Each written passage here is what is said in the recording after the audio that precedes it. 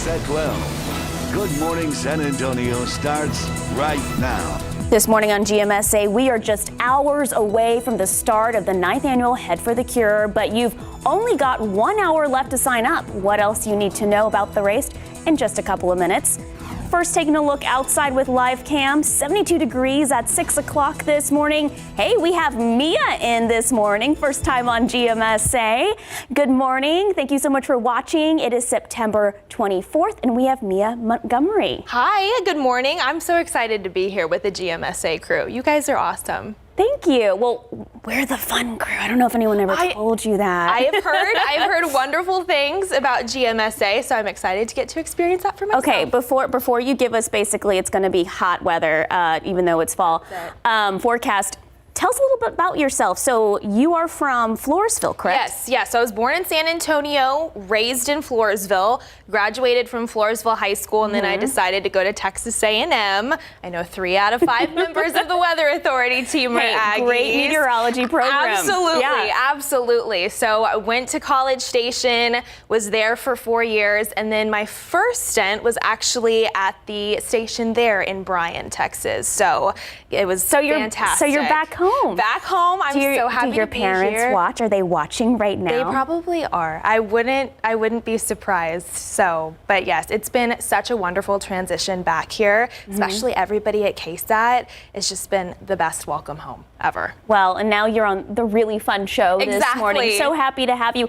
Okay, so I walked outside. It hasn't been as humid. It's not too bad. It's not horrible, but what can people expect, especially this morning for the Head for the Cure? Absolutely. So it is still a little warm out there, and really that's going to be the story into this afternoon as well. First full weekend of fall.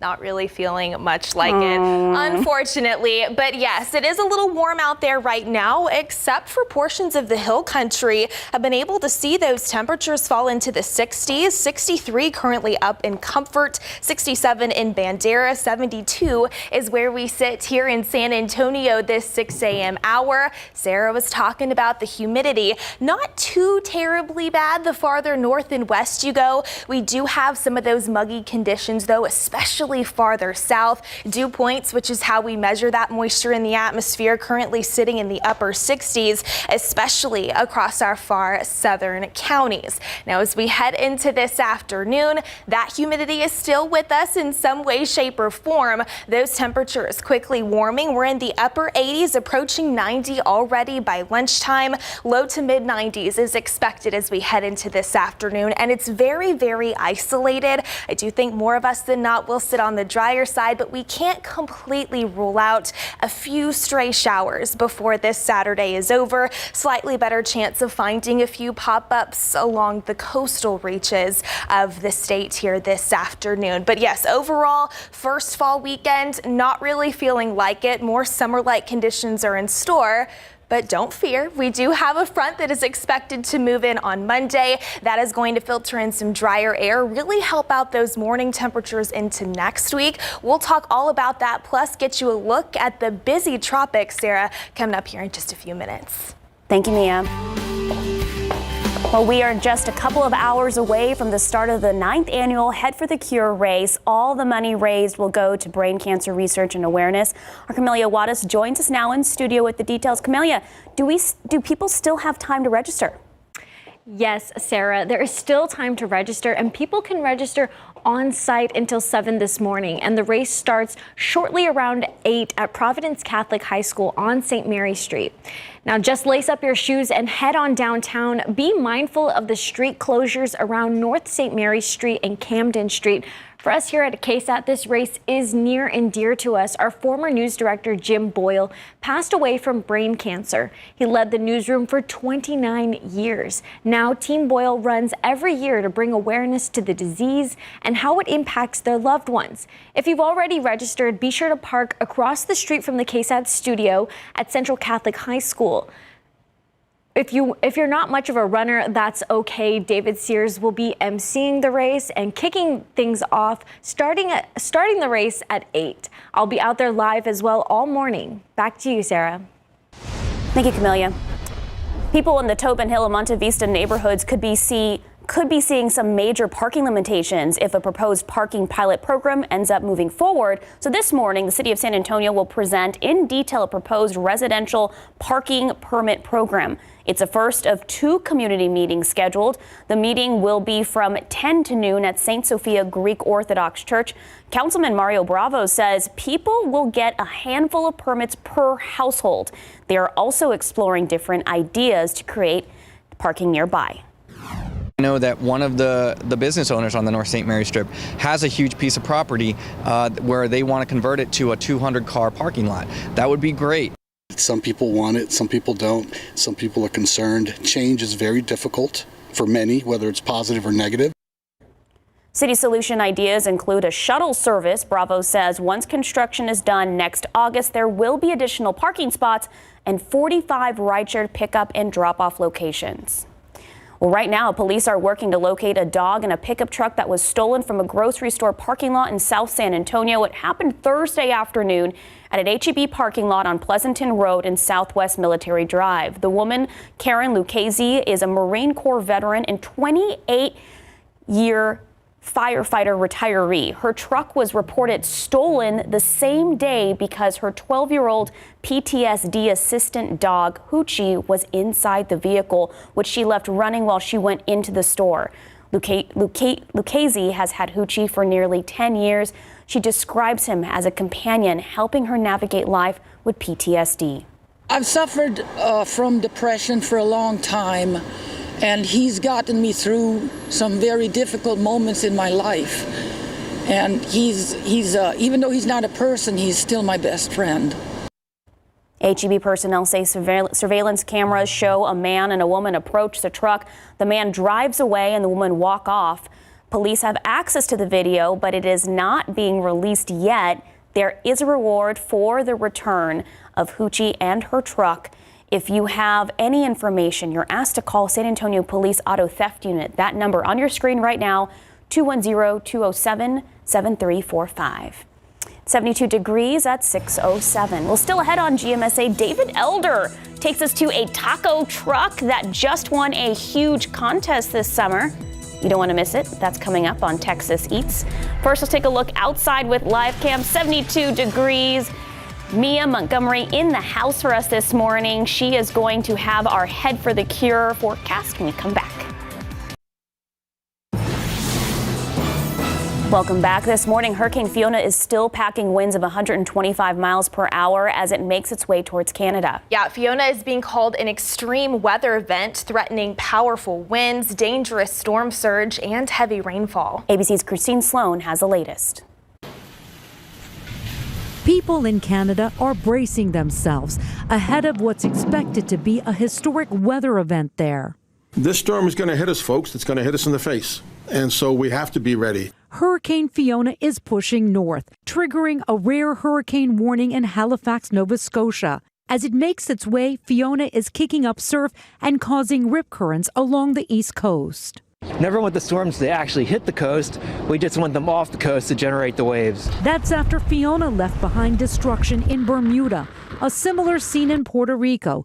Actor-director Lin-Manuel Miranda is urging people to help. My family in Vega Alta, they still don't have electricity. They still don't have running water. We're running on about a week since the storm touched down. Meantime, all eyes are on Tropical Storm Ian, which is forecast to strengthen and potentially threaten Florida. People there are already starting to prepare, some filling sandbags and fueling up, others flocking to grocery stores. Get your supplies early, because if that thing is predicted for in the cone, you're going to see a lot of things empty out of the grocery stores fast. Much of Florida is now under a state of emergency. The approaching system could also further delay the launch of NASA's new moon rocket for the historic Artemis 1 mission. Officials are closely monitoring the weather and will decide if they'll roll the rocket back to the hangar by Saturday afternoon. Christine Sloan, ABC News, New York. And Mia, it seems like we had such a quiet time in the tropics all season, all summer, and then now the last couple of weeks we're hearing about all these storms. Is there anything that we need to worry about coming our way in the Gulf? So for the state of Texas, no, and that is the good news there. For the eastern Gulf, could be a little bit of a different story by the middle of next week, all depending on the exact track and path that Tropical Storm Ian takes. And really, we can get you the latest information from the National Hurricane Center on Tropical Storm Ian that officially was deemed that tropical storm classification last night. It was a tropical wave that forecasters were monitoring really over the course of the past week. But yes, now as it tracks over the warm waters of the Caribbean Sea, it is starting to strengthen and organize itself just a little bit more. So here's the latest information on that tropical storm as of the 4 a.m. update that we got in from the National Hurricane Center. Those winds are sustained at about 45 miles per hour, gusting upwards of 60 miles per hour at times. It is moving to the west at about 14 miles per hour. And you can see the latest forecast cone put out by forecasters over at the NHC. It is expected to move farther up to the northwest over the course of the weekend, potentially then strengthening into a hurricane as we get ready to kick off the upcoming work week. And then because of the upper level winds and the steering pattern in the atmosphere, it is then expected to take more of that northward turn, approach portions of Cuba, and then move into the far eastern reaches of the Gulf of Mexico by the beginning to middle portions of next week. Currently, it is forecasted to potentially impact the western reaches of Florida as a major Category 3 hurricane. So we will need to keep eyes on it for our friends out that way as we continue to get better data on that storm over the next several days. But for us here at home and along the Texas Gulf Coast,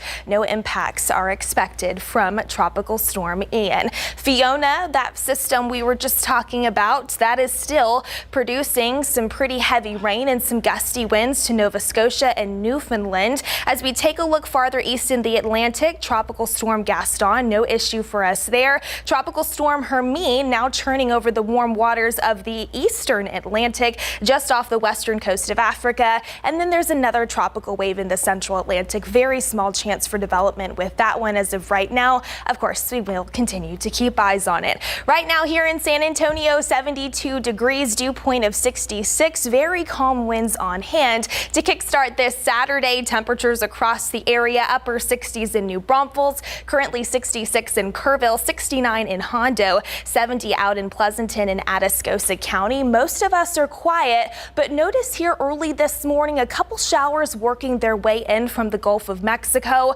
really along and east of I-37, approaching the Beeville area. We'll see how far north some of that activity can travel. Not expected to impact many of us here as we head into this Saturday. High pressure off to our east. Still is possible that we find a few pop-ups into the afternoon.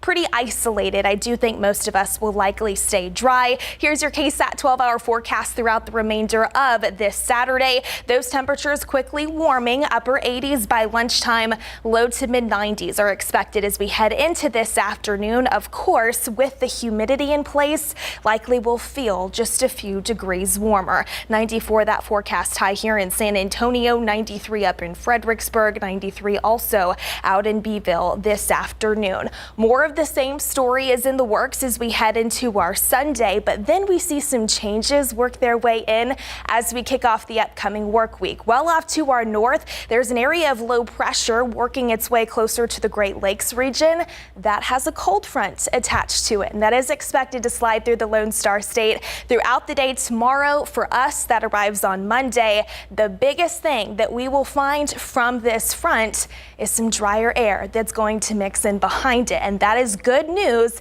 especially for our morning temperature, Sarah, into next week. Still warm into the afternoons, not as bad as what we saw this weekend, but look at those morning temperatures, low 60s. It's going to start feeling a whole lot better here in South Central Texas. Beautiful. Love that. 63, 61. Same. In the hill country too, maybe even a few degrees cooler than that. So We'll see where the data takes us, but it's looking good. You know what? I'll take the 90s. I'll take it. Any day. Right? The 95 this weekend. We'll get through it. We'll get through it. I'll stay inside. drink some iced coffee. We'll get through this. There you All go. right, thank you, Mia. It's 6:17 and 72 degrees. Up next, Pepsi is adding the smell of campfire? What? Okay, hold on. Campfire favorite to its lineup. What you can expect to see on the shelves. That's in just a couple minutes.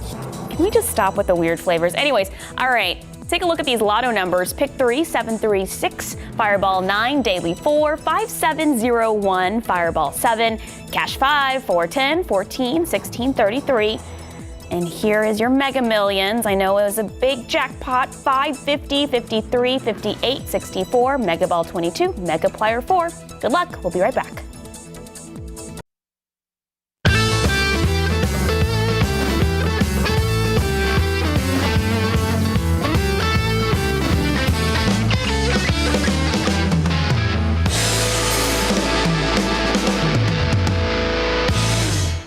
Basically what we have here is we have a squash blossom. I stuff them with a mixture of cream cheese, Monterey Jack, and sour cream and poblanos. I fry them in a nice light tempura batter. I set them on top of avocado salsa, and I hit them with a little bit of pickled cabbage for acidity to cut through all that richness. So it's kind of like you're playing like a chili relleno. Basically. Right, here, you grab one here. All right, and plus we also make tortillas out of our heirloom corn that we import from Oaxaca as well. And this is where it's at. Cheers to you. Cheers, thank That's you. the bite.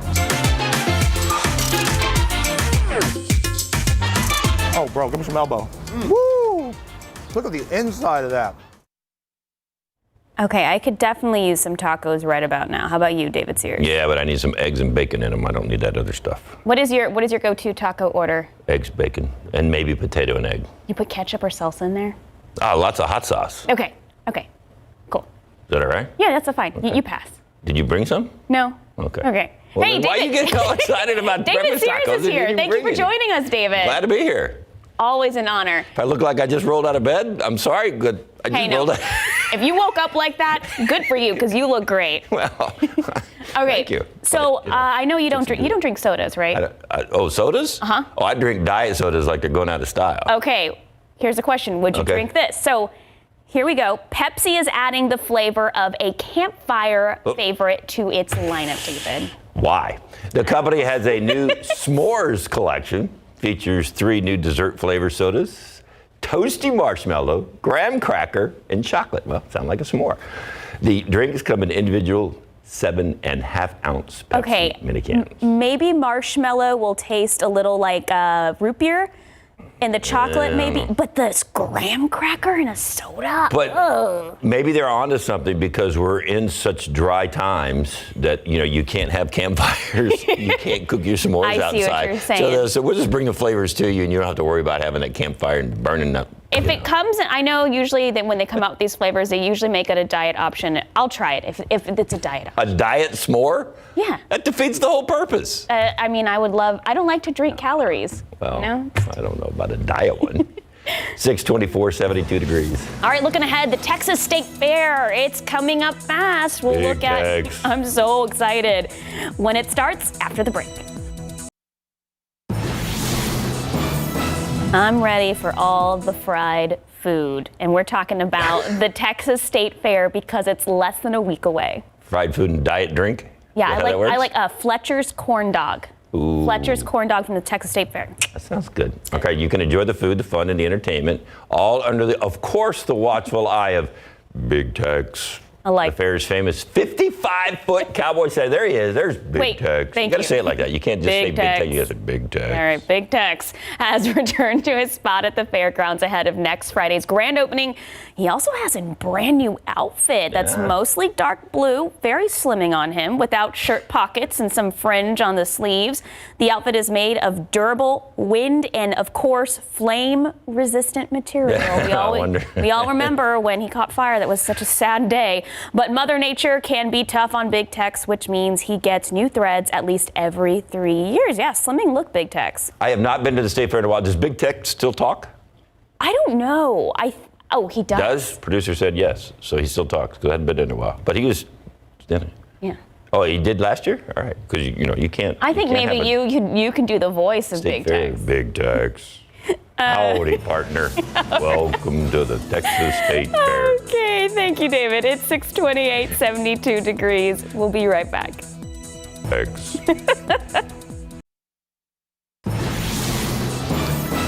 Good morning. Is your alarm going off this morning at 6? Who sets their alarm on a Saturday morning at 6:30? Oh, yeah, if you do, then we need to change that. But hopefully you do to watch us, right? Yeah, some people, they just roll around in bed going, oh man, who are those guys? It's 6:24. I mean, it's September 24th, and it's 6:32. Hey, we have a big day here at KSAT. We have Head for the Cure, and you're going to be out there emceeing the event. We're going over there in just about a half hour, 45 minutes. It's going to start about 7:15 when we start getting people ready to go. So, yeah, and the first thing we're going to announce at 7:15 is drink your water and use the bathroom, because there's no water on the course and there's no bathroom on the course, but it's only a 5K. So most of those people zip through that thing and they get back around. It's a short course, but Mia, even though it's going to be a short course, humidity, how nice is it going to be? So it's a little muggy out there early this morning. The humidity increases throughout the weekend, which is not so good for the first weekend of fall, feeling more like summer. But the good news is into next week, we do have a front on its way that will filter in some drier air and at least help those mornings start to feel a little bit more like fall. But yes, a big day here this Saturday. Let's take a look at those temperatures waking up this Saturday morning in the upper 60s, low 70s. This afternoon, it is going to be plenty hot. Like David said, drink the water. You will want the water bottle this afternoon. Temperatures climbing into the low to mid 90s, likely feeling like the upper 90s as we see that mugginess continue. Again, into next week, we start to see a front move in on Monday that will filter in some drier air, drop our morning lows especially. So we'll preview that here in a few minutes. But first, a traffic update. There are several events taking place in and around the Alamo City. A lot of stuff taking place downtown, so just make sure you know what you can expect if you plan to head in the area. Of course, we have this event. It's going to be the Head for the Cure 5K. It's a 9th annual event. And if we want to take a look at the runner's route, because that course will begin and finish at North St. Mary Street. That's near Providence Catholic High School. And hey, that's right by the KSAT studios. It will continue to Camden Street and West Jones Avenue. What runners will do then is turn left on Richmond Avenue and continue on to North St. Mary Street. So just know what you can expect if you plan to head out there a little bit later. You may see some runners taking that course. Now let's go ahead and take a look at what was going to be taking place on Sunday's Ciclovia. Now this is a chance for a lot of folks to get out there and make use of some empty streets, but of course there will be some places for traffic to cross through. Jones Avenue and North Alamo Street, Avenue B and Brooklyn Avenue that is, and North St. Mary Street, Augusta Street and McCullough Avenue, and East Elmira Street and Lexington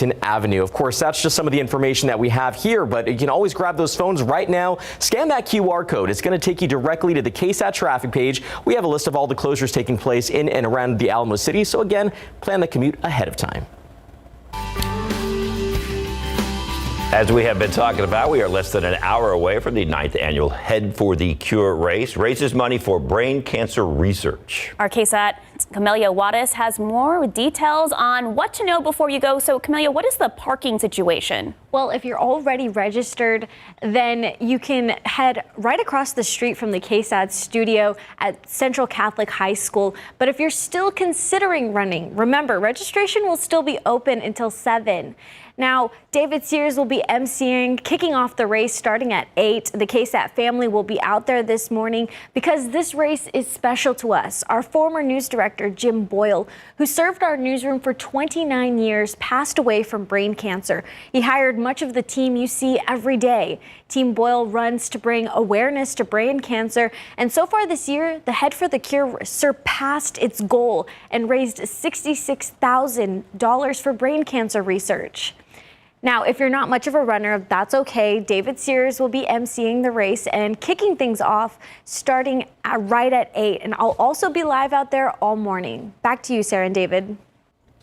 All right, Camelia, thank you very much. It's going to be an absolutely fantastic morning. So even if you aren't a runner, like she said, just come out and join us and hang out. That's right. We'll be looking forward to seeing you.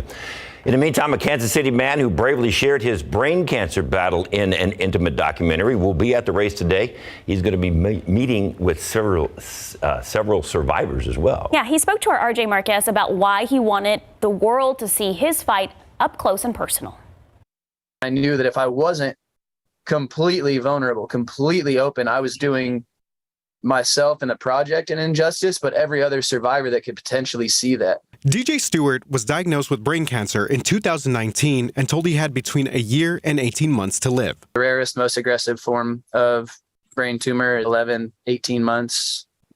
But here I am, 3.5 years later, no real deficits. Stewart wanted to share his story after his diagnosis. One of his best friends, Ryan Lavelle, filmed a documentary about DJ's intimate journey. The whole process of making it and what has come from it, I can never imagine not giving it everything. And the video is called Rare Enough. If I'm rare enough, so are you. The film chronicled DJ's treatments and the daily struggle to fight brain cancer. Just as important, the people that supported him every day. We had an entire city behind us, and then it just keeps growing. But my rocks, my direct family, my wife, mom, dad, in-laws, grandma. And that's the support that DJ now wants to spread. He connected with Head for the Cure, bought an RV, and now travels to different events and gatherings, speaking to other survivors and families going through the same thing. I can't put a word on it. It's just an honor that I never could quantify in a million years. DJ and his wife will be in San Antonio for Saturday's Head for the Cure, another chance to talk about his story of survival and give a message of hope to others. It keeps working. I'm still here. I'm still doing incredible things that I would have never thought I had the honor to. So I just keep going. RJ Marquez, KSAT 12 News. Looking forward to meeting that young man. So if you haven't gotten your flu shot yet, now is the time. The peak of flu season is still a few months away. But Metro Health says it's better to get the shot sooner than later. It can take a couple of weeks to develop the full immunity or that full protection against the flu that the flu vaccine can offer. So the sooner that you get it, the faster that you'll be fully protected. Today, you can get your flu shot at a free drive-through clinic. University Health in Bexar County will be hosting the clinic at Gustafson Stadium. It's happening from 8 this morning until noon. You do need to register before you go over there, though. So don't worry if you missed today's clinic. You can also check out 2 free clinics that are happening in October. Of course, we have all that information right now on our website at KSAT.com.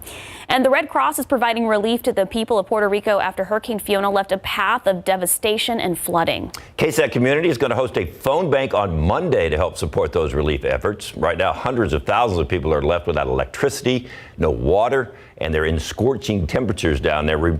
Red Cross volunteers are helping assess the damage and have provided hundreds of households with emergency supplies, with more supplies on the way. And the phone bank is going to happen again on Monday from noon till 7 p.m.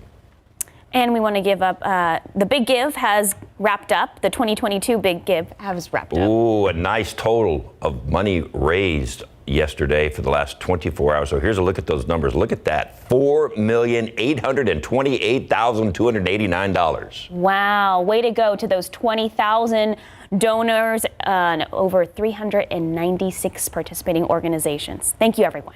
Great day. Appreciate your participation. 6:39, 71 degrees. After the break, we've seen a lot of natural disasters this year, from hurricanes and wildfires and floods, how you can get your family prepared in case disaster strikes. Outside with live cam, if you're heading down for Head for the Cure, remember to bring that water bottle and drink a little bit extra this morning, because it's going to be a little warmer than you're probably used to when you get out and run. But other than that, it's sunscreen. Yeah, bring sunscreen some and sunscreen. Hat. Yeah. At 7 o'clock in the morning? Yes. Okay. Welcome back. It is 6:43. With so much severe weather across the country, it's more important than ever to have a plan for your family if disaster strikes. That's right. ABC's Rena Rory has some advice from the American Red Cross to help you prepare.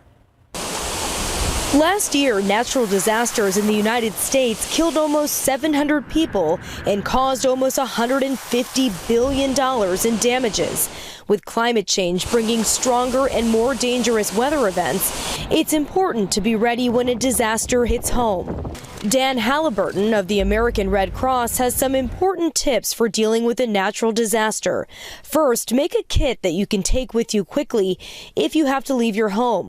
Well, it's so important that your kit match the needs of you and your family. So you want to make sure that, first of all, that you've got a kit that you can make movable, something that you can take with you that's kind of manageable in its size. The Red Cross recommends having a 3-day supply of food and 1 gallon of water for each person per day. You'll also need some devices to help you stay safe and informed. One, you're going to need a flashlight. You're going to need a radio. You'll also want to make sure that you've got batteries and chargers. You should also include a first aid kit, any medications your family members may need, extra cash, and copies of important personal documents. Second, make a plan with your family members that spells out what you will do if you can't get to your home. We're going to want to make sure that everybody knows where we're all going to meet up. And then that's part of our plan, a very important part of the plan. We need to know where our family is going to be and where we're going to go. Halliburton says to make sure you have the names and phone numbers of important contacts written down in case you lose your cell phone. Don't forget food and supplies for your pets. And if you have children, remember that dealing with a natural disaster can be scary for them. So you'll want to make sure that you are talking to them quietly and calmly and carefully. Give them enough information to understand what's going on, but don't overwhelm it with them. Rena Roy, ABC News, New York. I know generators have become a big thing. Did you guys have one? I have one after this winter storm. So you guys are prepared now. Big generator. But you know, a lot of people who are new to San Antonio and South Texas don't realize that hurricanes can affect us here. That's right. And we've had tornadoes, we've had flooding just because of hurricanes in the past. I mean, just because they're in the Gulf doesn't mean that we don't get slammed with some weather. And Mia, I know the tropics are super active. Anything out there that could potentially come our way to the Gulf? So for us here in Texas, the good news is no. The eastern Gulf might be a little bit of a different story, closer to the Florida area by the middle of next week. It is about 2 weeks after the official peak of the 2022 Atlantic hurricane season that was on September 10th. And now we're actually starting to see more of that activity ramp up that's associated with the Atlantic basin. But we were mentioning the far eastern Gulf. Again, not here for us in Texas, but forecasters at the National Hurricane Center continue to monitor what is now Tropical Storm Ian. This is the latest information that came in as of the 4 a.m. update, moving to the west at about 14 miles per hour. Those wind gusts upwards of 60 miles per hour this Saturday morning. It is expected to strengthen as it tracks to the northwest and really feeds off of the warm waters of the Caribbean Sea, potentially becoming a hurricane as we get ready to kick off the upcoming work week. But thanks to the winds in the upper levels of the atmosphere, the steering pattern that way, it is expected to take more of a northward turn, potentially impacting portions of Cuba into the beginning of next week as well. And then that continues into the far eastern Gulf of Mexico. By about Tuesday, Wednesday, it could impact the western reaches of Florida, maybe as a major Category 3 storm. So again, no issues for us here in the state of Texas with Ian, but we will continue to monitor that system for our friends out in Florida as well. There's post-tropical cyclone Fiona still producing some heavy rain, some gusty winds across Nova Scotia, reaching over to Newfoundland. Tropical storm Gaston continues to churn out in the central Atlantic, and then there's tropical storm Hermine off of the western coast of Africa, and then just a little wave out in the central Atlantic that has a low chance for development here over the next 5 days. Back here at home, we're pretty quiet, kicking off this Saturday for the most part. 72 over at the airport, at 65 up in Bulverde, 70 out at Stinson, as well as over in Devine. It is going to be a summer-like feel out there into this afternoon.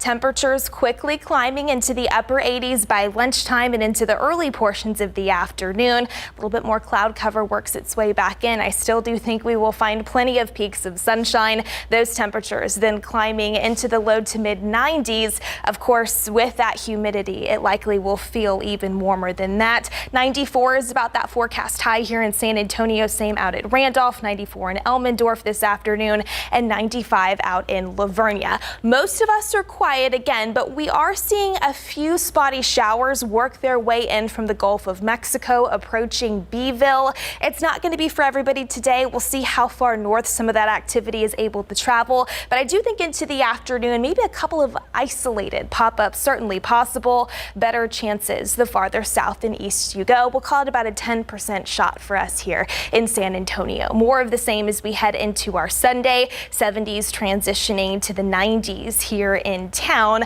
But we do have some changes that work their way in by Monday. There's a front off to our north. Look at temperatures. 55 in Minneapolis this hour. It's 53 in Omaha. We're not looking to see those temperatures at least over the next several days here in San Antonio. But what we will find is some drier air after we see that boundary move through on Monday. So how about this? Maybe some upper 50s in the hill country, especially by Wednesday, Thursday, and Friday mornings of next week. Low 60s for everybody else. And then transitioning to about 90 into the afternoon. Could be worse, especially considering the mid 90s that we'll find this weekend. Come on, fall temps. Let's do it. Let's be somebody. In the right direction. So that is the good news there. But this weekend, pumpkin spice lattes probably still iced. Yes, maybe like Tuesday morning, you can start heating those pumpkin spice lattes up. Test it out. Thank you, Mia. You're welcome. It's 6:50 and 71 degrees.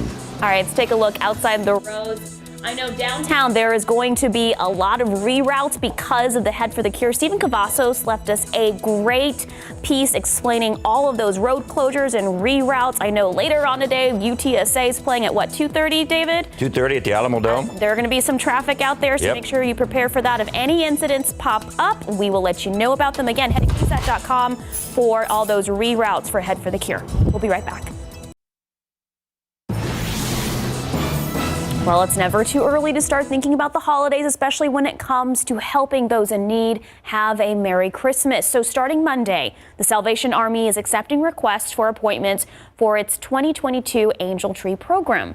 Registration starts online Monday and ends September 30th. Just go to salvationarmysatx.org.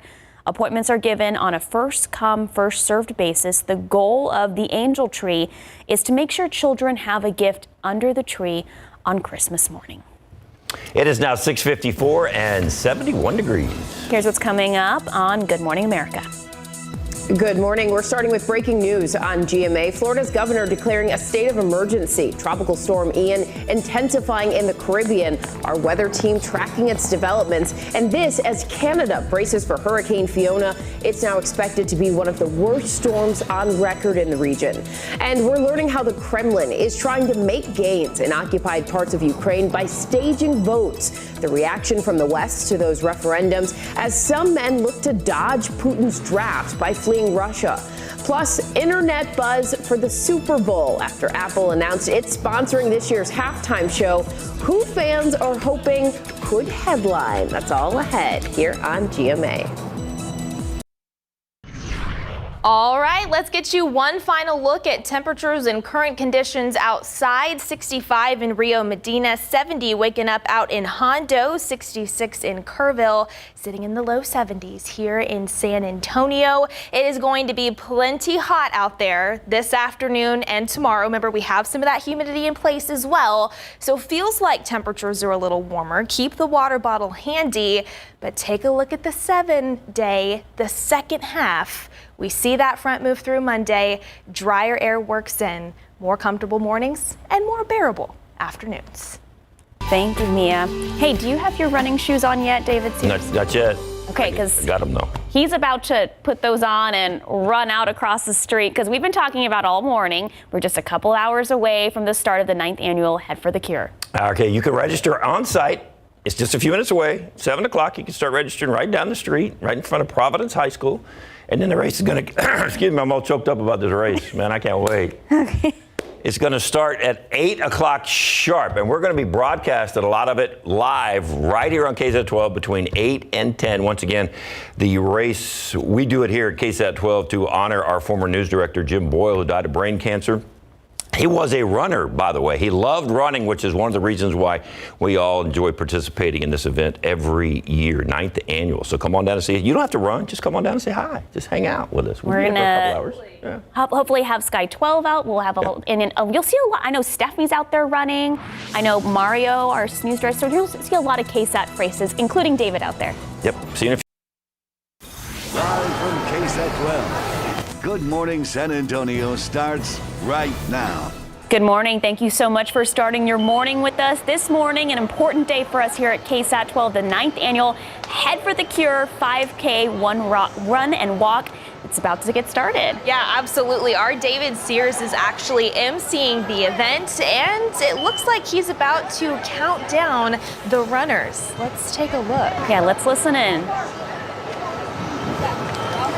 You are looking live at Providence High School and the hundreds who have gathered here for the 9th annual Head for the Cure 5K, and it is time for the countdown to get this 5K started. So here we go. 10, 9, 8, 7, 6, 5, 4, 3, 2, 1. The 5K has just started, and we will be back throughout the morning to talk to some of the folks who are running this morning. We will be talking to some of the survivors of brain cancer. We will be talking to some of the volunteers. You can see just hundreds have gathered, so we're really excited for this 9th annual Head for the Cure 5K. So we will be back throughout the morning and give you updates on how it's going out here. Back to you guys. Awesome. Thank you so much, David Sears. We just saw Justin Horn. He is running that race. Stephanie Cerna was out there too. I know Mario, one of our assistant news directors. We have some photographers running. But, this is a big deal. This is the 9th annual Head for the Cure.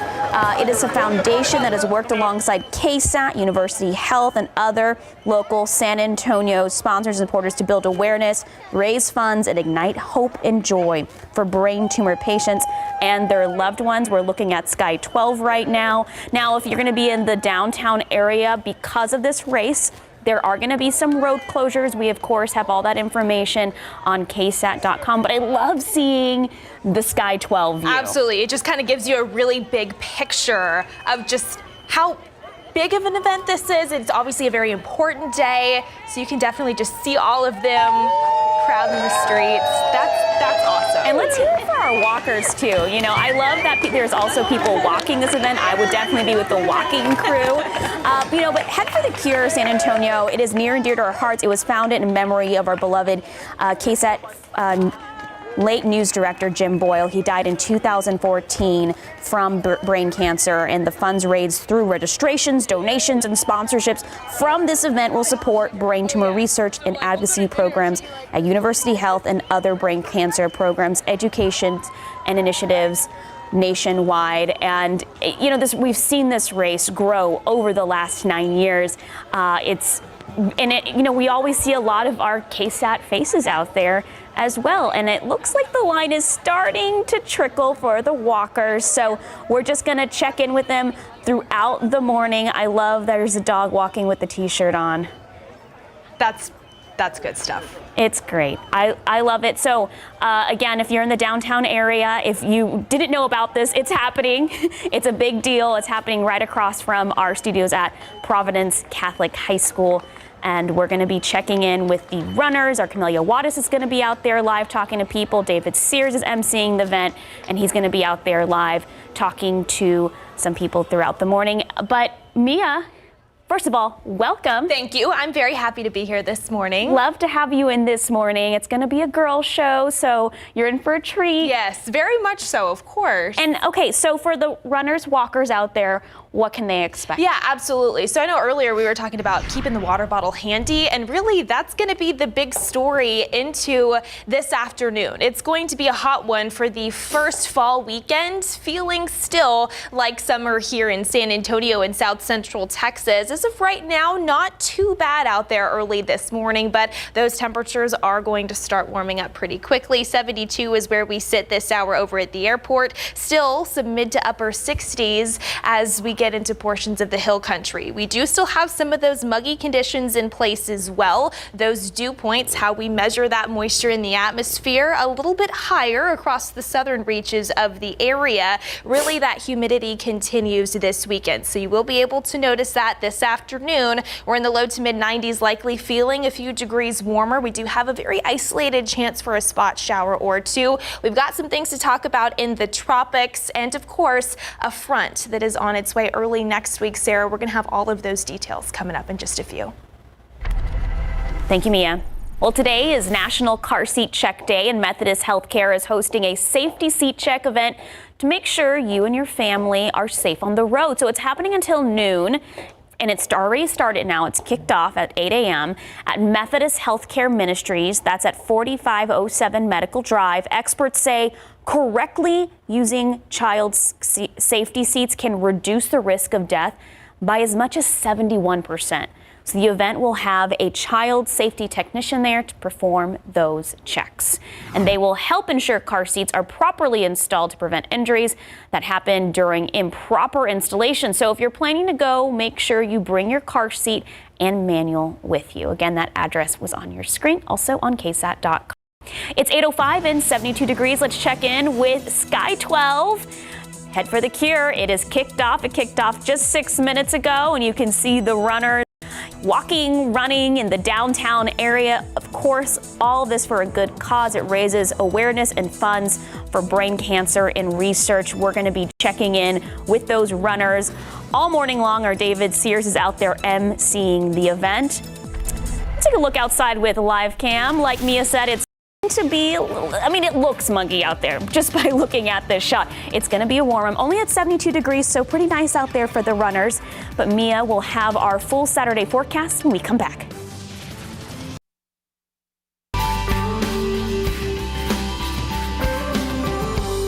Good morning. Thank you so much for starting your morning with us this morning, and a very important day for us here at KSAT 12, the 9th annual Head for the Cure 5K run or walk. It already started 9 minutes ago. Yep. David Sears counted down the crowd.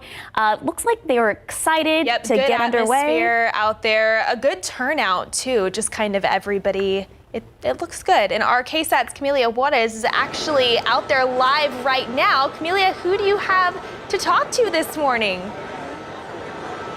Well, Mia and Sarah, I know all of the runners, they're getting out, they're getting their sweat on, but I wanted to talk to some of the people who are supporting those runners, people who have been here every year and supporting this cause.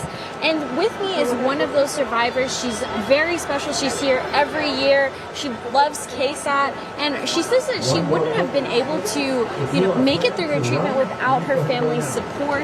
And we spoke to her family, and she's a little bit.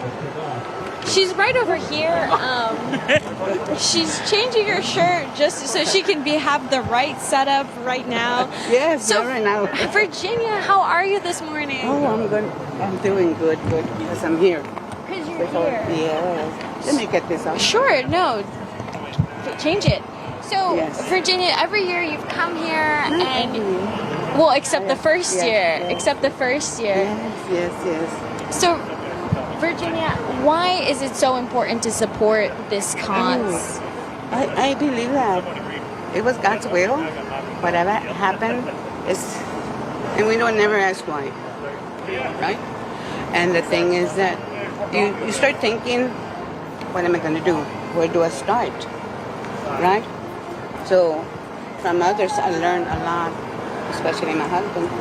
And you say, okay, it's going to be okay, but we have to get started in healing ourselves first.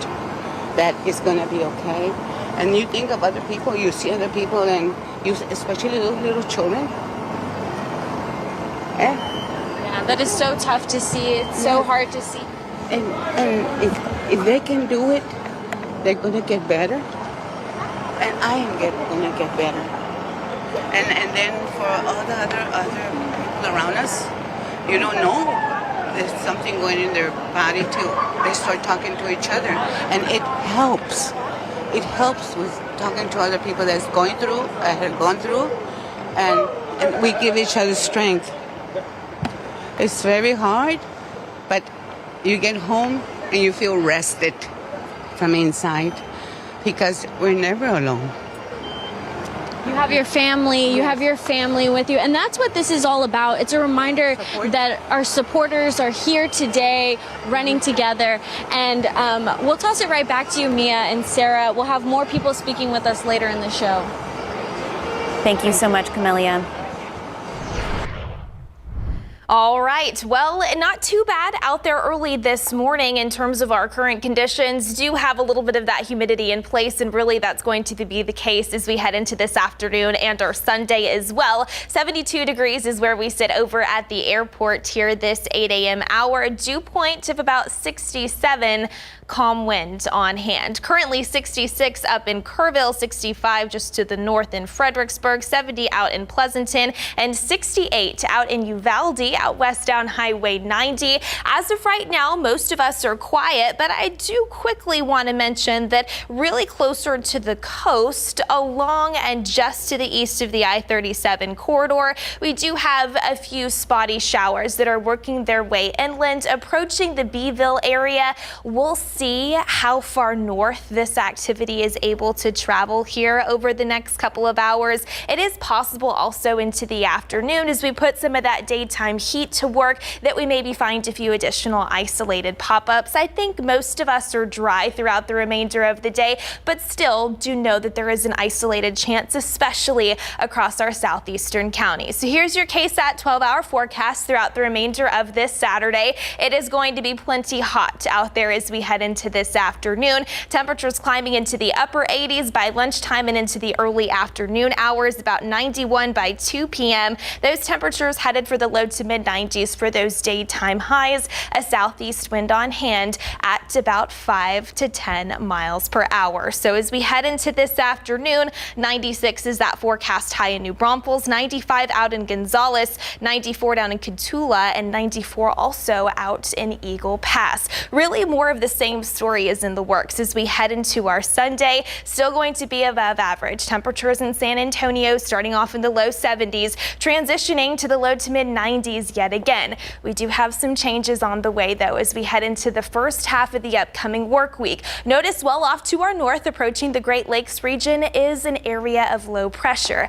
That low pressure system has a weak front attached to it. That is going to slide through the Lone Star State really tomorrow and even more so on Monday, at least for us here in San Antonio. That's when we can expect its arrival. As we see those winds flip in from the north, some drier air is going to filter in, and notice here what that is going to do to our temperatures. Not a ton in terms of those afternoon highs, though I will take an upper 80 and low 90 degree day over a mid 90 degree day any day of the week. But look at those morning lows, low 60s in store, especially by Wednesday into Thursday. So it is going to start feeling just a little bit more like fall, at least as we start to see those humidity levels drop. More sunshine returns there as well. So Sarah, until then, still is going to be plenty hot this weekend. I know it is fall now, so pumpkin spice latte time, probably still on the ice side. And then we can test out some of those hot drinks as we head into next week.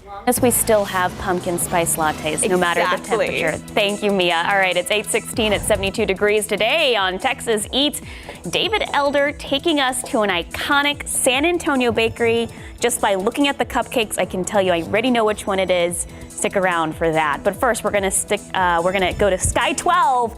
Our 9th annual Head for the Cure Run and Walk has already kicked off. This is a 5K, so you can see this looks like it's the walking crew right here. We see a lot of strollers, some wagons, one runner I saw was making the turnaround. Oh, there are the runners there. That's probably that first batch of the fast runners finishing out that 5K. So again, if you're in the downtown area, there's a lot of road closures, and it's gonna be because of this 5K that's happening right outside of our studios. We're gonna be live with David Sears when we come back.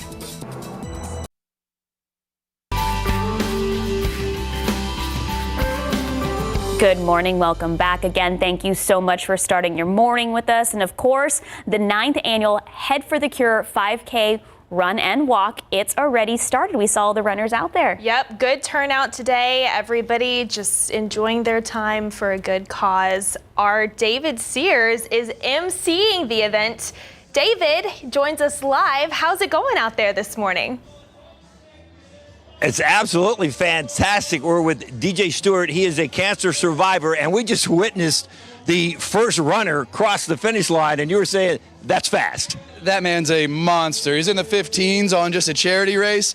that guy's a beast. He's over there walking it off now. He ran so fast. I think he's going to go again. It looks like he's ready for more. He ran like a couple of times this morning. He did. I saw him warming up, just cruising, crushed, soaked in sweat, even before the race. Now, you might know DJ. We've featured him on KSAT 12. His story is on our website if you want to look that up. But we wanted to talk to him just a little bit about his reaction to what you saw this morning when you saw the hundreds of people lined up ready to take off for Head for the Cure.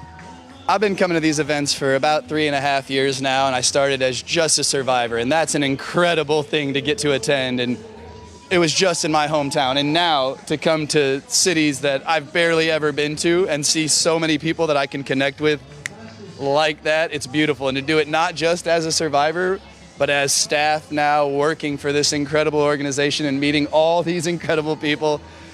I might have, some rough circumstances, but I'm the luckiest dude in the world because of this kind of stuff. Look at it. It's beautiful.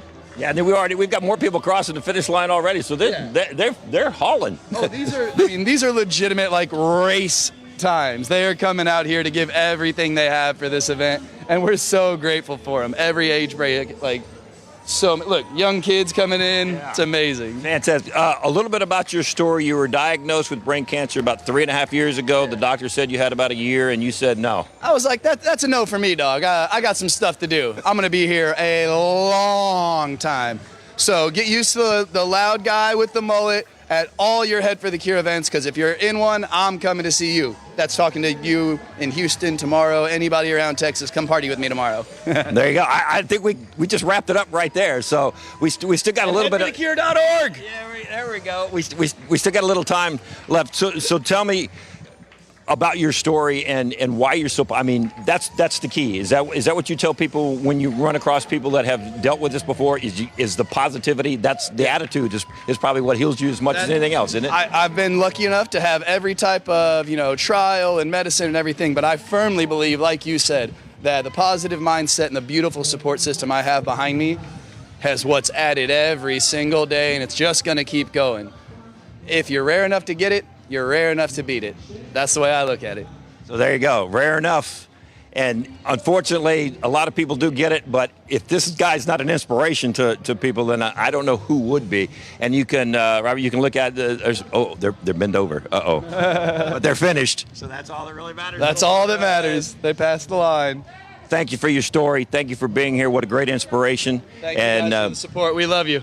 All right, so we're going to send it back to you, but we'll be back here in just a few minutes. As you can see, it's amazing how fast these people are. Man, a lot of us are just rolling out of bed trying to figure out if it's Saturday or Sunday. Literally There's rolled out Justin of bed, Horn. 100 feet away. My motorhome's right there, and I was like, oh, God. Sarah, Mia. Oh, by the way, Mia, it's a little warm out here. Just so you'll know. That's my weather forecast for you. It's warm. Thank you, David. Yeah, that's it. That's all I got. Thank you, David. That was Justin Horn. We watched him finish. Whew.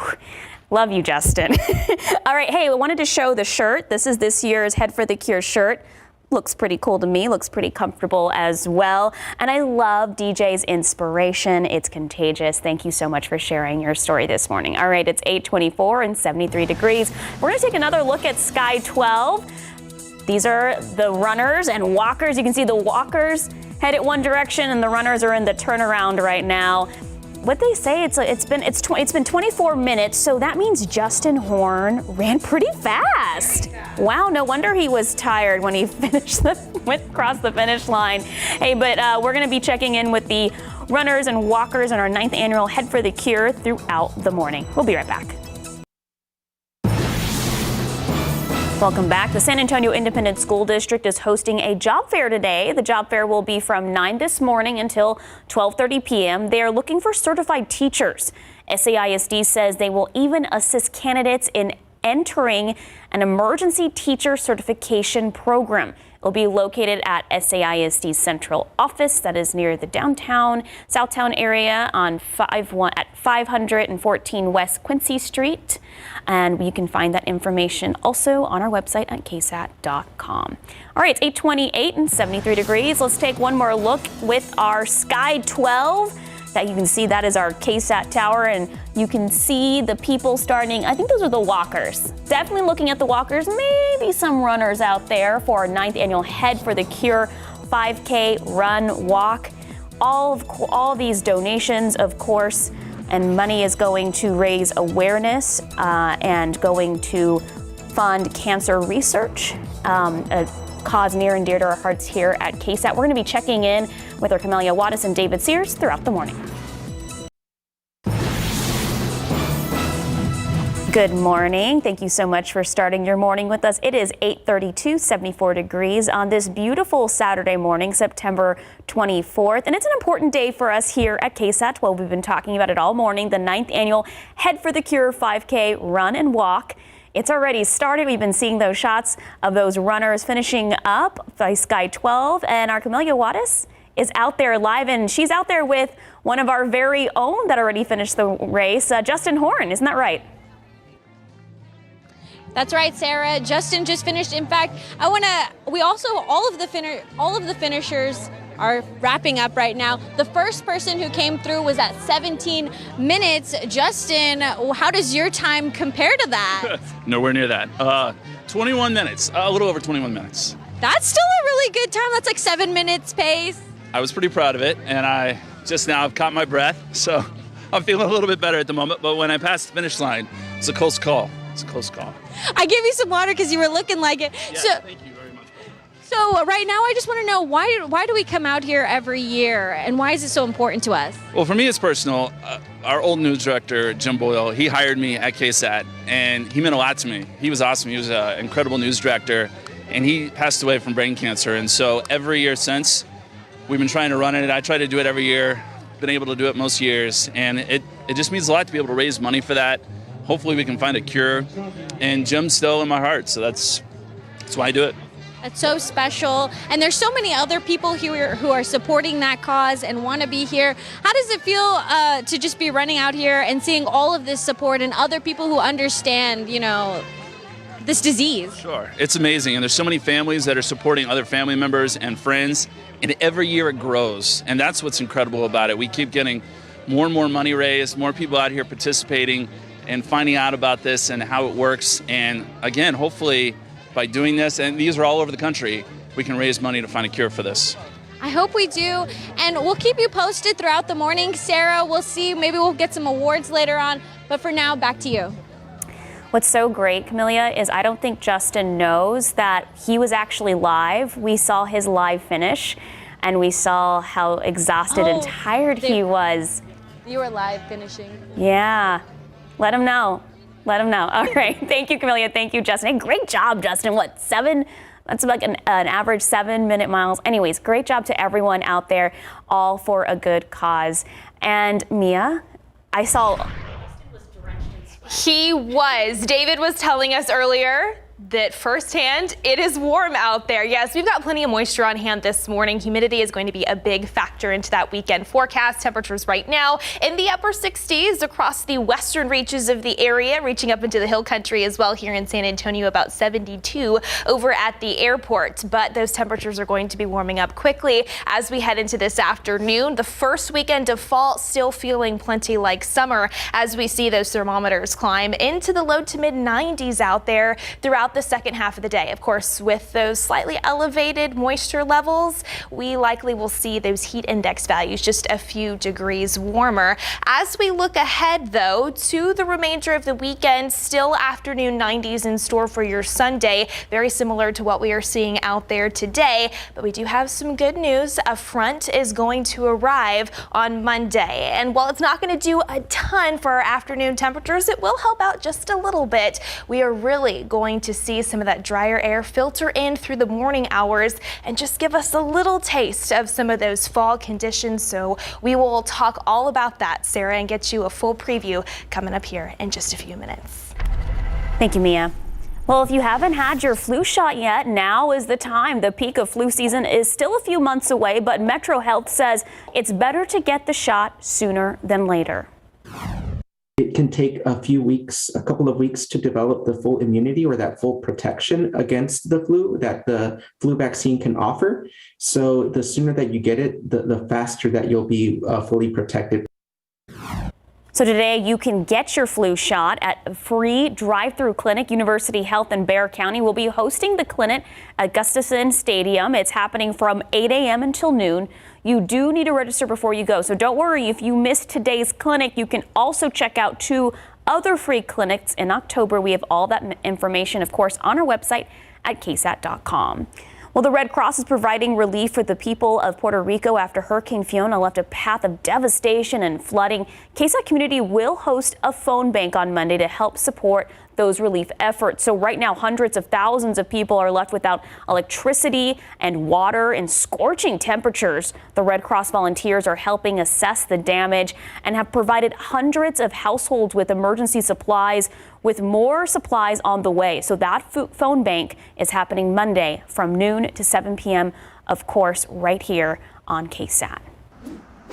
All right, let's take a look out at the roads. So if you're going to be in the downtown area, just know that there are a lot of road closures this morning, and it's going to be happening probably for the next hour and a half or so as the 9th annual Head for the Cure wraps up. Also, don't forget at 2:30 today, UTSA will be playing at the Alamo Dome, so prepare for that traffic on 37 and those frontage streets. But of course, if any incidents pop up about them, we will let you know. All right, it is 8:38 and 74 degrees. Let's take one more look outside with Sky 12. This is as the Head for the Cure Run and Walk 5K is wrapping up. Not seeing a lot of runners or walkers out there. It looks like a lot of them finishing in probably under 38 minutes. Justin Horn finishing in 21 minutes. Way to go, Justin. We know our Stephanie Cerna also out there. I'm sure she's already finished because she's super fast. She's running along with her daughter Rooney and her husband. Oh, look, there are some runners right there. Awesome. Great job, guys. Keep it up. Like Mia said, it's warm out there, but we're going to be checking in throughout the morning. Taking a look outside with live cam. Look at that humidity that's kind of just hanging around. You can just see it right there on your screen. That's what Mia's been talking about all morning long. She'll have our forecast when we come back.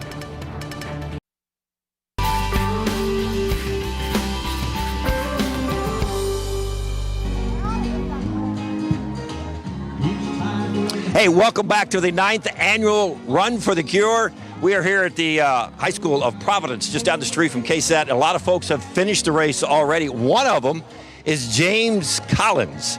Now, if he looks familiar, he looks like Pops. James just happens to be the grandson of our former news director, Jim Boyle, which is one of the reasons why KSAT is so involved in Head for the Cure. So, James, how'd you do today? Did you finish? I finished it in about 32 minutes, and it was a really fun time running for a while. 32 minutes? That's like flying for you, right? Yeah. What's your best time on a 5K? I think 32 minutes. 32 minutes, so you might set a record today. What a great... Why did you want to come out here and run? Because my grandpa Pops love to run, and I love to run too, and I play soccer, and it's fun for me, and that's why I came out here to run and raise money for helping out brain cancer and stuff like that.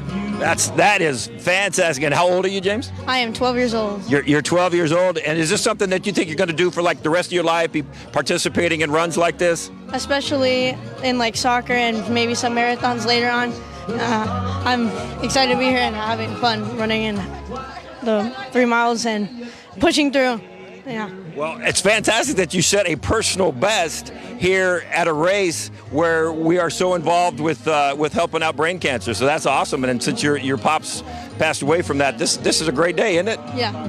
It's a great day to remember my grandpa and how much I loved him and how much I want to still have him today. But raising money for it is good enough. That's what it's all about? Yeah. All right. Well, congratulations on setting a personal best, James. Way to go. Look at him. Go look at him and then find a picture of his grandpa. He looks just like his grandpa. You look just like him, you know that, right? Yeah. You hear that a lot? My mom tells me every second. Every second that you look like Jim, that's great. Well, congratulations and thanks for being here. Appreciate it. All right, there you go. Runners are finishing, setting personal bests out here at the Head for the Cure run. Man, this is fantastic stuff. So love that. Thank you so much, David. And I'm glad that he got to interview our former news director, Jim Boyle's grandson, James. James, you're doing great. Love that you're running. And hey, great time.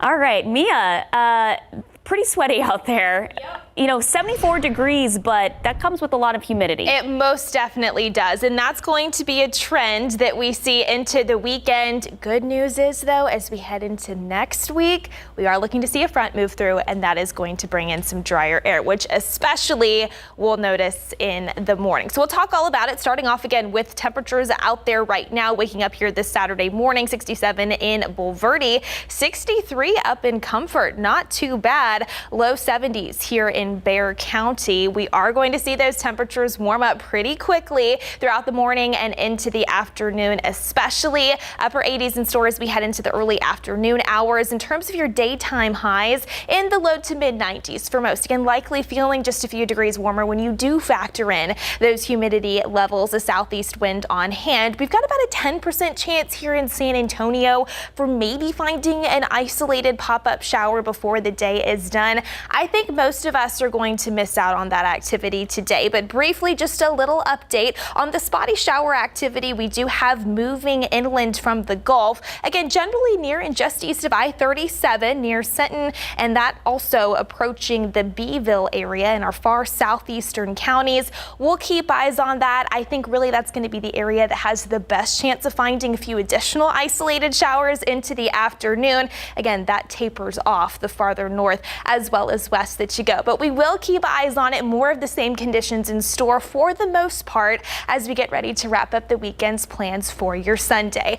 Briefly, I do want to check in on the tropics. Today officially marks 2 weeks after the official peak of the 2022 Atlantic hurricane season. We have a lot of activity out there, starting off with Tropical Storm Ian. This is an update that came in at the top of the 7 a.m. hour from the National Hurricane Center. Winds sustained at about 45 miles per hour, gusting up to 60. It's moving to the west-southwest at about 15 miles per hour. Notice here on the forecast track, though, it is expected to strengthen as it travels over the warm waters of the Caribbean Sea. This latest forecast does call for it to strengthen into a hurricane, potentially by Monday. Then it takes more of a northward turn, could affect portions of Cuba, maybe as a Category 2 storm, before it then curves closer to the Florida area as we head into the middle of next week. This is of no concern to us here in Texas along the Gulf Coast, but we will need to monitor that for our friends out in the Sunshine State. Post-tropical cyclone Fiona well off to the north near the Nova Scotia area. Tropical storm Gaston out in the Atlantic, as well as tropical storm Hermine just off the west coast of Africa, and then a little wave out in the central Atlantic. No big issues for us here at home as of right now. Take a look at that 7-day forecast after Monday when we start to see that drier air take over, Sarah. The afternoons better, closer to about 90 instead of the mid 90s. Again, humidity comes down. Take a look at those mornings, low 60s, a little taste of fall. So we're definitely trending in the right direction. So maybe light sweater in the morning, especially in the hill country. I think that will definitely be a possibility. Now, you definitely won't need it in the afternoon with 90, but hey, I'll take 90 over 95 and 100 any day. And with sunshine, we should have some beautiful days ahead. Awesome. Thank you, Mia. All right, it's 8:48 and 74 degrees. We'll be right back.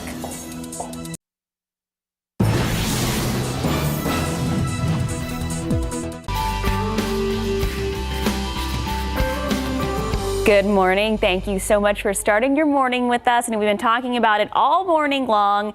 Our 9th annual Head for the Cure 5K run and walk. We've seen a lot of those runners and walkers wrapping up. It's been 51 minutes, so most of them are about done. But they've been doing a fantastic job. We've been checking in with them along the way. Fantastic. In fact, we're going to go back out there. Camelia Juarez is live with one of our very own, Stephanie Cerna. How's it going out there? It's going great out here. Like you said, most of the walkers are kind of finishing up, but we don't walk here at KSAT. So Stephanie, how was the run? It's so humid out here. Yes, it's humid, but we're glad that the sun wasn't out in full force, so it was tolerable and we all made it. So that's good. Why is it important that we run out here every year? Explain your shirt to us. Oh, thank you. Well, this is my shirt's Team Boyle, and we're here to honor our former news director, Jim Boyle. He passed away in 2014, and that very same year, his family put together this 5K to raise funds to fight brain cancer. And, it means a lot to us because we can support his family, and we can show support for all the families who are going through this right now. And in a small way, I feel like I'm also honoring my dad. Although he didn't have brain cancer, he had liver cancer, so I'm out here honoring him as well. It's great to bring awareness to this. And Stephanie, your daughter Rooney, she was with you. Tell us about your time. How'd you do? Well, I finished in 30 minutes for a 5K. I thought it was pretty impressive, and I'm also here to honor my grandpa because I didn't get to meet him because he died from cancer. It was only a couple months before I was born. Yeah. But we're glad that you're out here raising awareness and bringing support to this cause. Thank you for coming out here and running. Thank you, guys. All right, back to you, Mia and Sarah. Thank you, Camelia. Oh my gosh, Rooney, it's like talking to, I know she's only about 10 years old. I think she's 10. She's like talking to a 25-year-old. Good job out there, girls. All right, it is 8:53, 75 degrees. We have some birthdays. Now, this is Ryan. Happy birthday, Ryan. He is turning 36 today. Now, Ryan is the husband of our Erica Hernandez, our court reporter. So happy birthday, Ryan. We wish you a good one.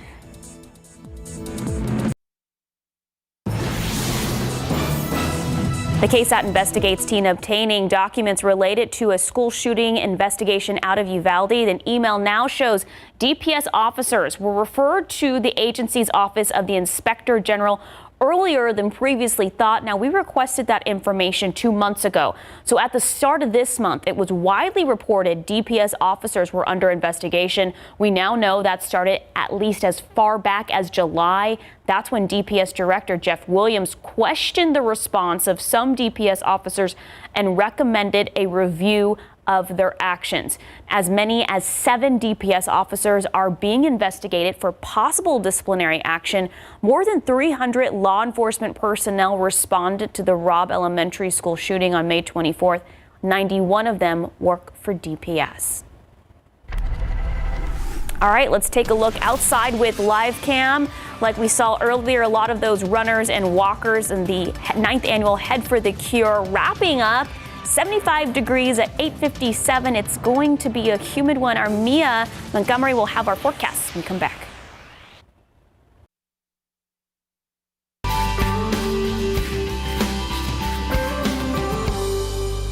All right, it is a big day for us here at KSAT. Our Head for the Cure 9th annual is wrapping up. We see a lot of walkers still out there. This was a run, walk, 5K happening right across the street from our KSAT studios. Of course, this is all raising awareness and research and funds for brain cancer. And you can see those walkers. I think they're just about to get to the finish line. And Mia, it's been a warm one out there. It really has been, but everyone has been in great spirits. We've been checking in with them all morning. A lot of our KSAT folks are down there as well. And in fact, we're going to check in with our own Camelia Juarez. She's been out there this morning as well. How are things still looking out there? Things are looking great. The band is going. These bubbles are popping. And with me right now is one person who this race is important to. Michael, tell me a little bit about Sergio. You're holding a sign of him right now. Tell me a little bit about him. Well, Sergio, he was my husband. We were together 32 years. He's originally from Mexico. He was diagnosed with glioblastoma in 2017, passed away in 2019. This is our 4th year here. I got all my in-laws here from Mexico are here with me, and it's a great time to get together, family, remember him, and just cherish all the good times we had together, and look for a cure. And it's a good cause. So, why is it? What does it mean to you seeing all these people, all these supporters out here, and they're helping find this cure? Oh, I think it's great that they're out here. They're giving their support because we need the support. We needed more research, needed something to find a cure or just make it better for the families. And there's a lot of families like mine who have lost someone, And being here and seeing all these people, it makes you feel really good that the community is coming together. It's a good feeling out here today. The energy is great and everybody's super sweaty, but that's always a good thing sometimes. We'll keep you posted throughout the morning and hear from more people and more stories. Back to you, Mia and Sarah. Thank you, Camelia. Loved hearing that story, running in honor of his late husband, Sergio. All right, it is 9:02, 75 degrees out there, Mia.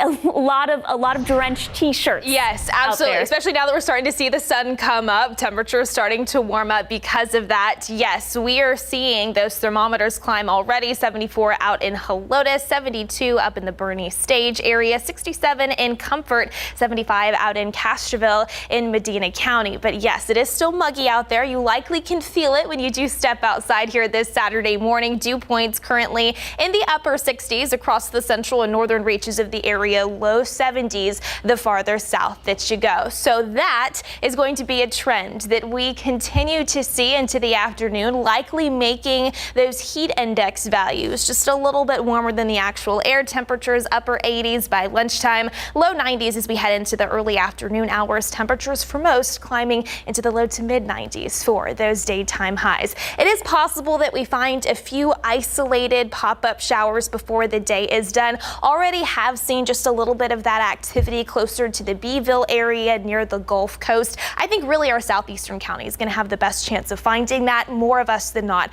do stay dry and miss out on that activity, and really more of the same is in store as we head into our Sunday. So the first full weekend of fall still feeling a lot like summer with those elevated moisture levels in place as well. Good news though, especially if you've been wanting your pumpkin spice lattes, get more in the fall spirit. We do have a front that is going to move through south central Texas on Monday, and essentially what that's going to do is flip our winds in from the north, and as we see that happen, some drier air filters into south central Texas. So we'll get you a full look on what that means in terms of our forecast for the second half of next week. And then Sarah, we also have plenty to talk about in the tropics, so we'll do all that coming up here in just a bit.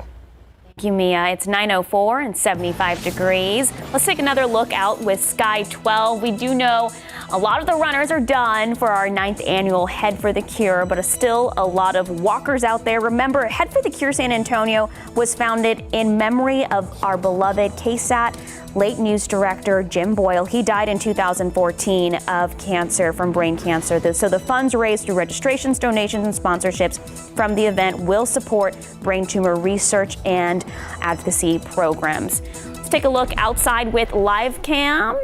75 degrees, 9:04. Like Mia was saying, the sun is now out. Things are getting ready to heat up. She'll have our full forecast for Saturday when we come back.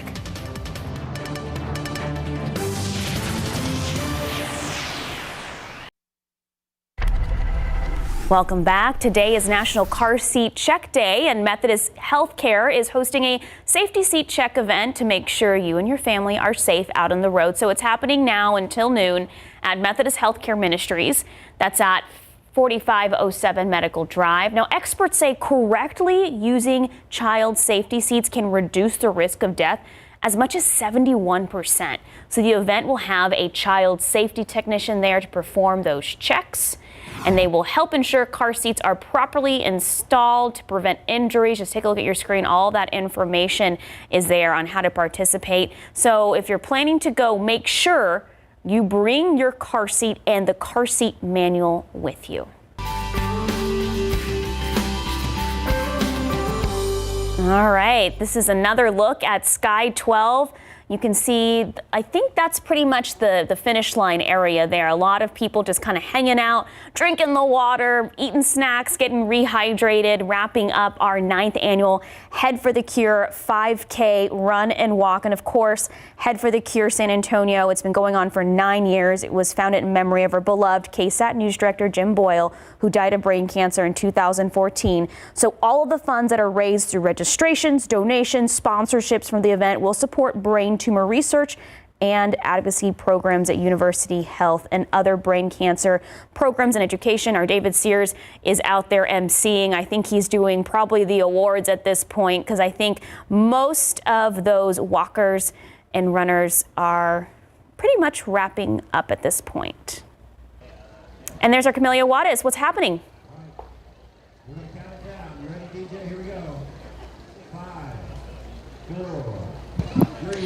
Good morning, guys. So that's right, they are doing the awards, but for a lot of families who come here every year, this is a family event. It's time to be together and remember their loved one. And one of those families with me, it's Team Honey. Monica and her whole family is out here with us. And they want to tell us a little bit about her mom, Estela. Uh-huh. So tell me a little bit about her and her... So my mom was diagnosed in December of 2016. And she has had glioblastoma, and it was a quick journey.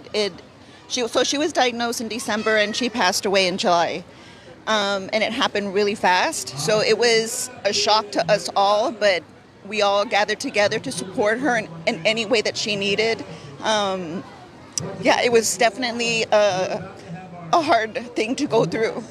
But she had you, every one of you, the family, the support, and y'all still have each other here today. So how do y'all feel about running today and being together for this cause, to support, to find a cure for this? Yeah, no, we feel good. We feel good. We do it every year. We come together and we make it a family thing. We go out to eat afterwards and we kind of spend the day together. Then we start dispersing out and going about our days. But every year we come together for this specific event to remember our mom, our grandmother, our tias, great grandmother, and so it's a really good feeling. Yeah. It is a good feeling. It's a good feeling to meet you guys and be out here with all of you today, even though we're all super sweaty, right? It's super sweaty out here, but we'll toss it right back to you. We'll hear more stories, meet more people, and celebrate everybody. Back to you, Sarah.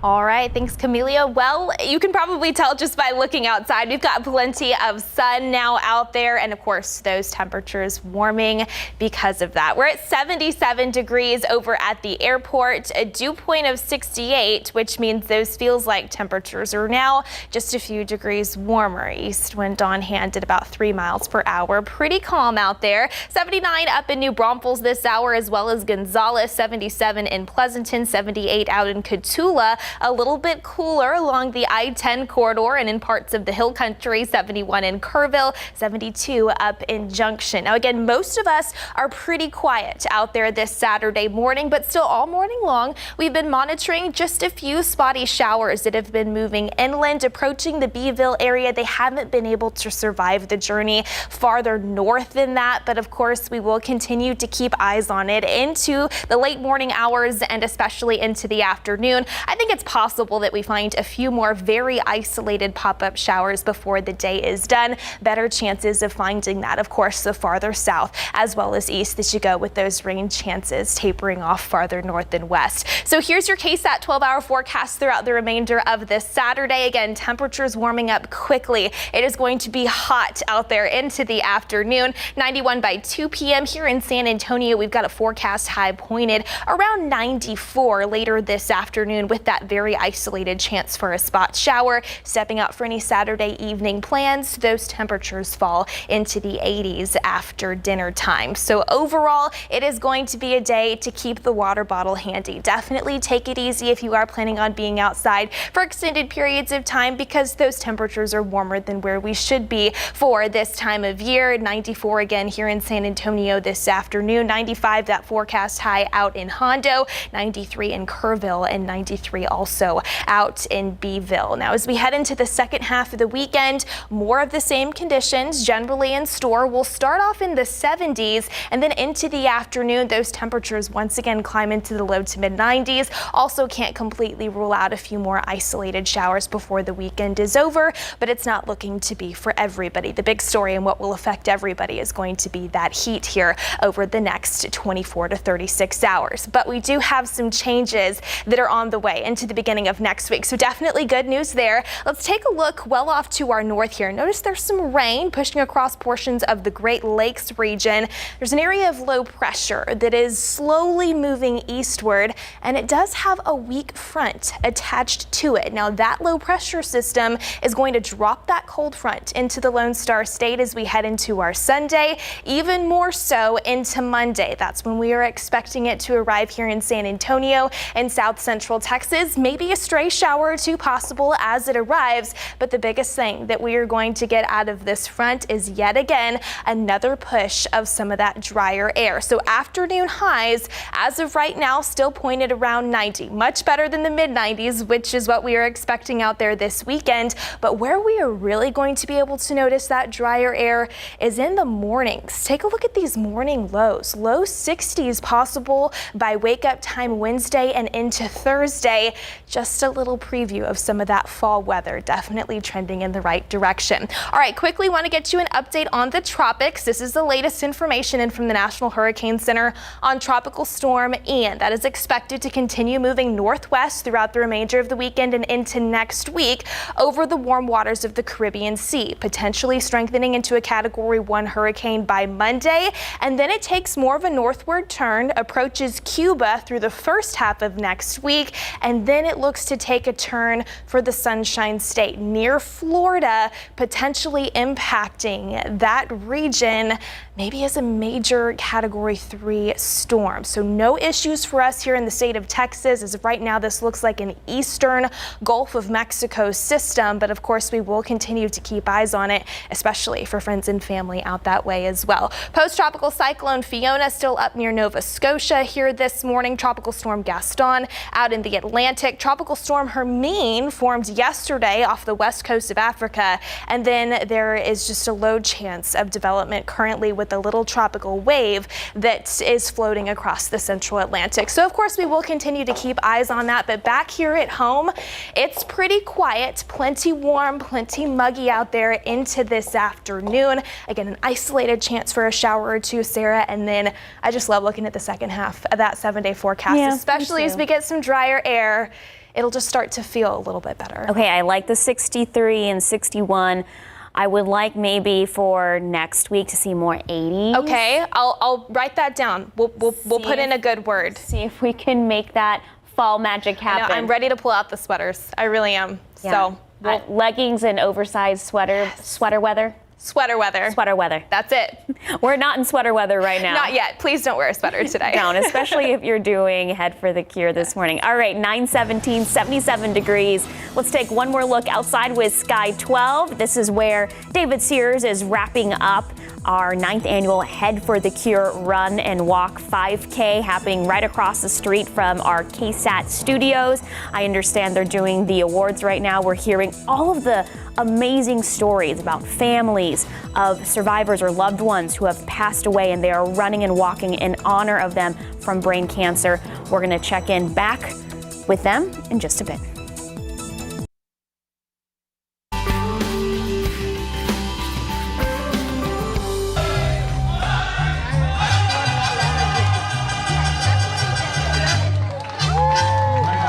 All right, what you're looking at is the folklorico dancers. They just finished up a dance to wonderful mariachis out there. This is the wrap-up awards ceremony for our 9th annual Head for the Cure. Our David Sears, you can see him in the red shirt back there. He is emceeing the event, giving out all the awards. And of course, this event near and dear to our hearts, raising cancer research and funds for brain cancer awareness. Our late news director Jim Boyle passed away in 2014 from brain cancer, and this is what we're doing today, raising that awareness and funds. And we are going to take a look with them in just a bit, but first we're going to see what David Elder has for Texas Eats today. Yeah!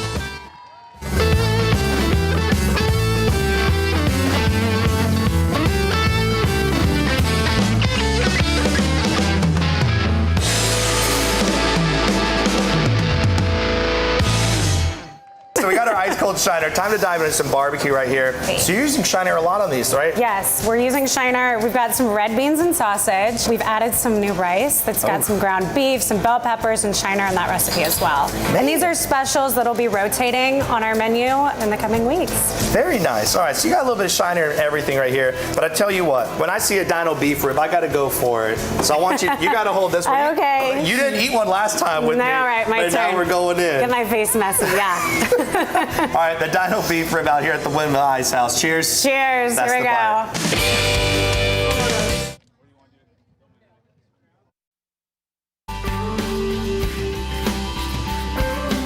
Going through the awards ceremony right now, and if it were me, I'd be giving everybody an award just for showing up today. We got the humidity going, we've got the run going, got everything going, and all these people that finished, they deserve some sort of credit.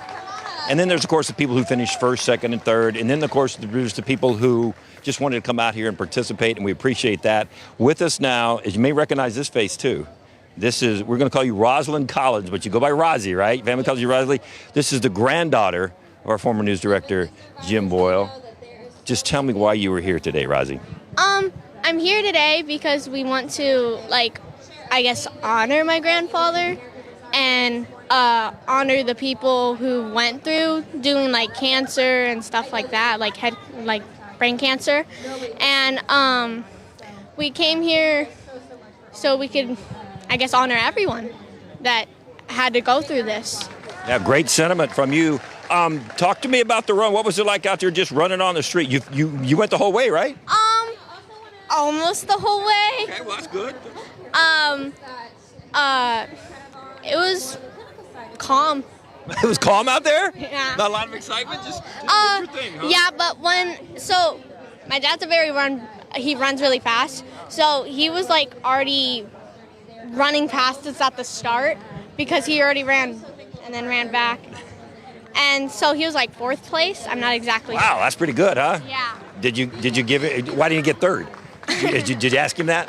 I yelled, you got this, you got this.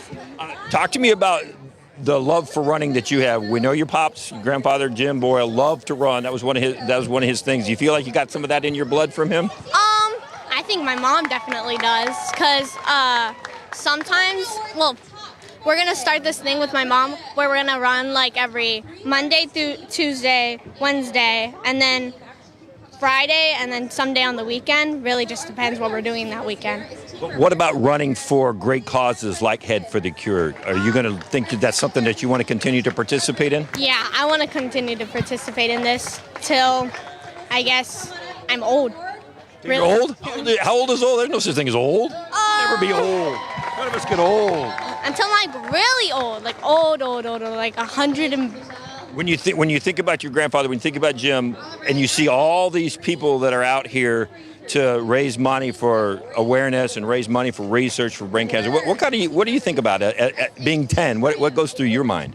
I think they're doing... if they're donating, that's a really good thing to do. And also,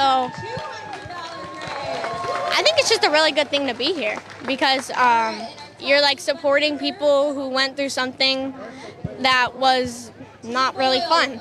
I've seen a lot of people with Team Boyle shirt on, even people I don't even know. I saw this person running, running past me, and he had a Team Boyle shirt, and I screamed, "Go Team Boyle!" There you go. Well, we thank you so much for being here. We thank you for talking with us this morning. And I think when you see those T-shirts, that just shows you how much people really loved and adored your father when he was with us, and we miss him very much, but we appreciate the fact that you're out here supporting this great cause to help his legacy live on as a runner and as a great man. So your grandfather was fantastic, and we love him and miss him, but what a way to keep that legacy going, huh? Thank you for being with us. All right, back to you guys.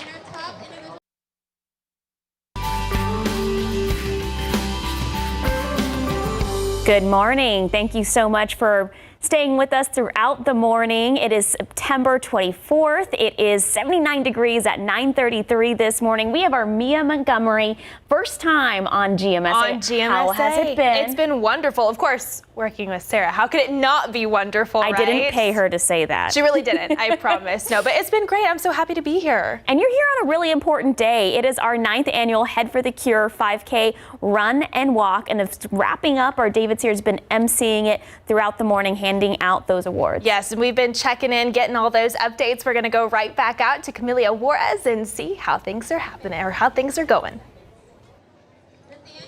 Well, things are going really good. Like you said, they're giving out the awards right now. And actually, we're with a family, and Abby won 3rd place in her age group. She's such a runner. She did her best out there. And we're also here with Jeff, her grandma. Is that correct? My wife. Your wife, Yeah, and her grandmother. and her grandma was died from. Do you want to tell us a little bit about... My wife Grace died of brain cancer. She originally started with ovarian cancer, and she had it for 9.5 years. And finally, September 4th, 2020, she passed from the brain cancer. And we were married for 43 years, so we always come out for these events with her sisters that live here in town. And my children, my 3 children are here, my grandchildren. So we always enjoy it, and today was a beautiful day to do the 5K. It was a beautiful, sticky day as well, but tell me a little bit about coming out here with your family every year. What does it mean for y'all? Well, it's a bonding experience, and the American Cancer Society needs the type of support that we get. So, this coming Thursday we have another event. It's the fashion show down there by Sunset Station, and I'm a cancer survivor myself, prostate cancer, so I'm in the show, one of the models. And that's another fundraiser, and all the money that can be raised or the volunteers that support these events is all what is hoping, we're getting towards moving that mountain called cancer. Absolutely, absolutely. We need as much support as we can as we continue. We're going to keep you posted. Thank you again for sharing your story and for your family being here. Good job to you. We got some winners out here, but for now, I'll toss it right back to you, Mia and Sarah. Thank you, Camelia. Everyone's a winner out there, everyone who showed up. Love hearing all of these touching stories this morning. All right, Mia, a lot of sweat, a lot of not dry t-shirts out there. Exactly, yes. It is definitely a muggy start to this Saturday morning. You can feel it when you step outside, and we are going to hold on to that into the afternoon and really into the second half of the weekend before we see some drier air move in with a front early next week. But first, starting off with those temperatures, waking up, stepping out for any of those Saturday morning plans. 77 here in San Antonio, 78 in Hondo, 74 in Kerrville, and 72 out in Rock Springs. We got our pollen count in for the day. 3 out there this Saturday, mold, pigweed, as well as ragweed. But the good news is they are all low for the first half of the weekend. But if you are stepping out this afternoon, take it easy and take the water bottle with you. It is going to be a day to stay hydrated with those temperatures climbing well into the 90s. Around 93 to 94 is that forecast high here in San Antonio. Same out in Pleasanton,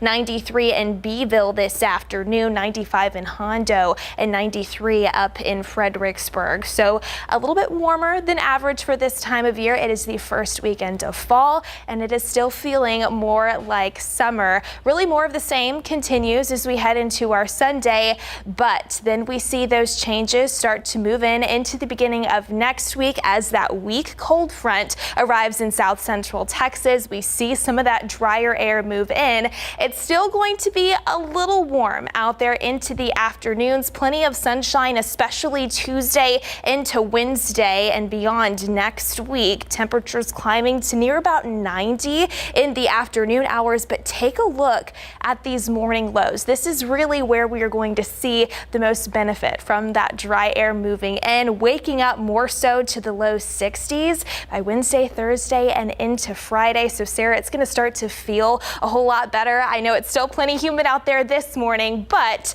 by the end of next week, it at least will be a little more crisp with that fall-like feel starting to return to the area. Outside with our traffic authority. Okay, so haven't really seen any incidents out in the road at this time this morning. If you're in the downtown area right now, there are a lot of road closures for our 9th annual Head for the Cure 5K run and walk, but those should be opening soon. Again, also, I know it's going to be a busy day around 2:30. UTSA is playing at the Alamo Dome, so prepare for that traffic on 37, also near the downtown area. All right, it is 9:38 and 79 degrees. Let's take a look outside with live cam this morning. Yeah, you can really I just feel like I can feel that humidity, Mia. In this picture, you just feel it. Yes, it's not a good feeling. We'll be right back.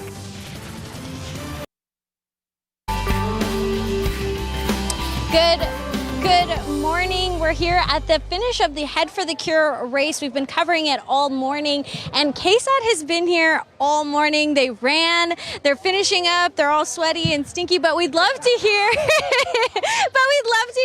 from y'all why this race is so important to each of y'all and how y'all are doing today. Well, we're excited. We're excited that there was such a great crowd out here. Of course, we were doing this in honor of our late news director, Jim Boyle, and we're so glad that people are still coming out to support. Mario? What Stephanie just said, we're doing this in honor of Jim, who hired so many of us and mentored so many of us. He was a father figure and meant so much to us. So a lot of families going through this means so much to them. And we get together every year. How are we feeling about this year? How are we feeling about our times and just waking up this morning? I'll answer that one. Tired of 469 people crossed the start-finish line, $68,000 raised. Yes. And well, Team Boyle, our team raised $11,000, and we raised the most amount of money to find a cure for brain cancer. Now I want to talk to our younger athletes. How did y'all do today? I didn't sign up for the 5K, but I still ran it and got third place if I would have Boom. She got third place just effortlessly. How about you, girl? In my age group, I got second place, and I got another medal. And I thought that was pretty cool, in my opinion, because, well, it was fun. I like running, like my mom. And then my sister, she ran the 5K, and she ran the kids' race. Oh my gosh, yes, we have some winners here at KSAT, our little athletes. And so, like I said, the race is wrapping up. Everybody's starting to, get their meals after this, but we'll toss it right back to you, Sarah.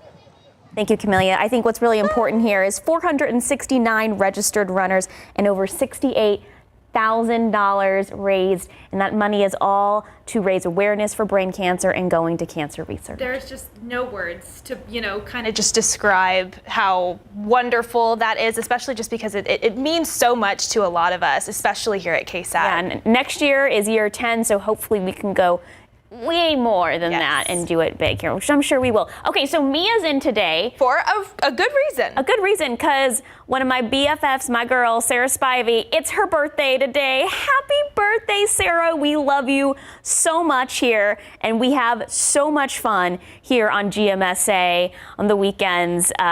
We just have a blast. So it's funny, I was looking for photos for Sarah to send to her editor for her birthday shout out. And you know how the iPhone does like facial recognition? Oh, absolutely. So did it have all of them already compiled for you? Okay, so when you go to my facial recognition for the people that you have most photos in your phone, number 1 was Max, number 2 was Sarah. That seems about right. Not my parents, not my husband. No, it was Sarah and Max. It was your crew. Yeah, because we're all besties here, and Sarah, love you, girl. She's AMS certified recently, so big shout out there. I hope you're having the best day. She is in South Carolina or North Carolina? I think North Carolina. North Carolina. She is celebrating. Getting some much needed rest, too. Right, and it's beautiful weather out there. Yes, she texted me the other day and said that the morning temperatures were in the 40s. I can't even remember what a temperature below 65 feels like. So love that for you, Sarah. Glad that she's having a fantastic time. And of course, happy birthday. Happy birthday, Sarah. We love you.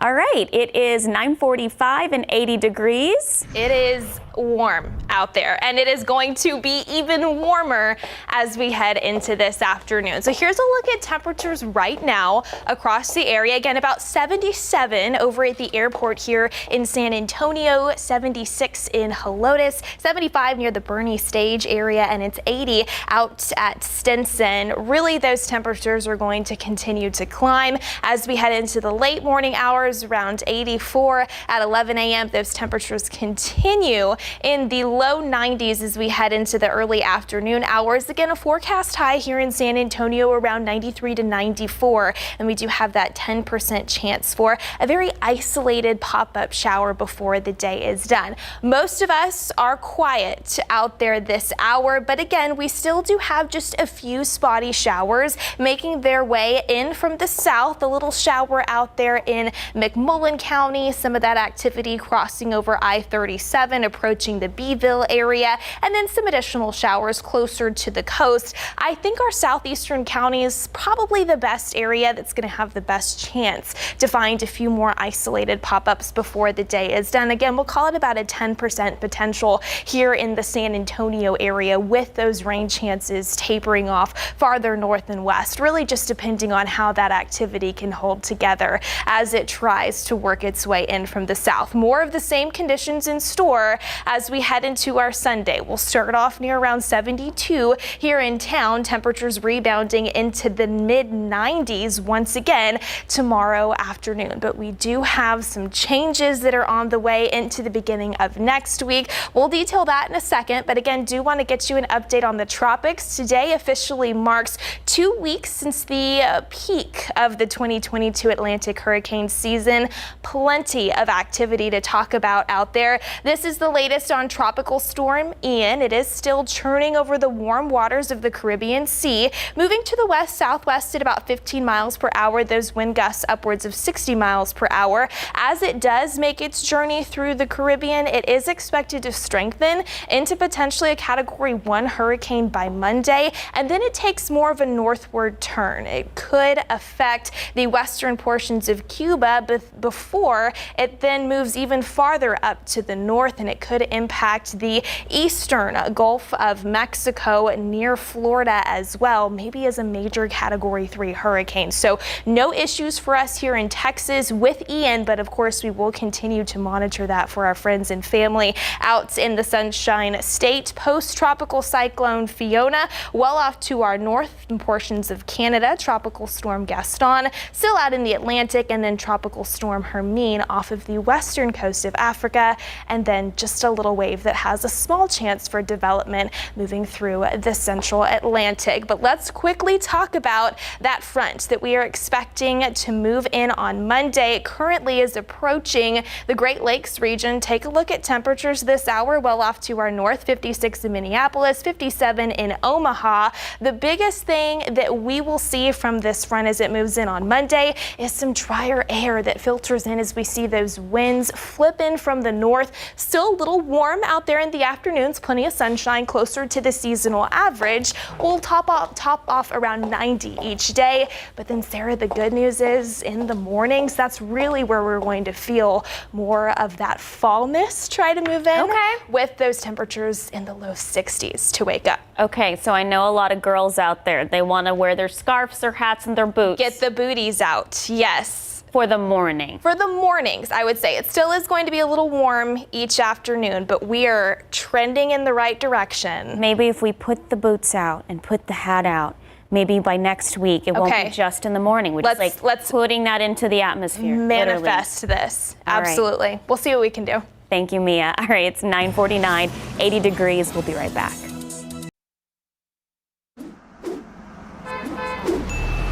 There are several events taking place in and around the Alamo City. A lot of stuff taking place downtown, so just make sure you know what you can expect if you plan to head in the area. Of course, we have this event. It's going to be the Head for the Cure 5K. It's a 9th annual event. And if we want to take a look at the runner's route, because that course will begin and finish at North St. Mary Street. That's near Providence Catholic High School. And hey, that's right by the KSAT studios. It will continue to Camden Street and West Jones Avenue. What runners will do then is turn left on Richmond Avenue and continue on to North St. Mary Street. So just know what you can expect if you plan to head out there a little bit later. You may see some runners taking that course. Now let's go ahead and take a look at what was going to be taking place on Sunday's Ciclovia. Now this is a chance for a lot of folks to get out there and make use of some empty streets, but of course there will be some places for traffic to cross through. Jones Avenue and North Alamo Street, Avenue B and Brooklyn Avenue that is, and North St. Mary Street, Augusta Street and McCullough Avenue, and East Elmira Street and Lexington Avenue. Of course, that's just some of the information that we have here, but you can always grab those phones right now. Scan that QR code. It's going to take you directly to the KSAT traffic page.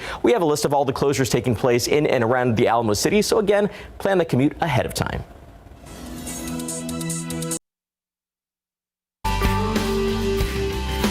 They are packing up the truck and moving on, but by any measure, another successful Head for the Cure here in San Antonio. The 9th one we've done. We look forward to the 10th now that this one is over, but we surely want to thank everybody who participated today, who came out and did what they could do to help raise money for research to see if we can't do something about this dreadful disease.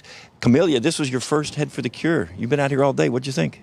I loved the energy out here today. I loved seeing so many people happy, and I also loved hearing everybody's stories and why they're out here and why this cause is so important to everybody, not just for us at KSAT, but for so many people here. And it's so important that we raise money to find a cure to help these people's lives. And hopefully we were able to transfer that excitement and that enthusiasm to you sitting at home, so you'll want to get off the couch next year and you'll want to come out here and participate and be a part of it. It doesn't take but a couple of hours. I mean, you show up at 8, you run, and then you're done by 9:30. See, everybody's gone. So, and by the way, I think we mentioned it before, 469 people went back and forth across the start-finish line, total $68,000. And what did Team Boyle raise this year? $11,000. We raised the most money this year, so we're super excited about that.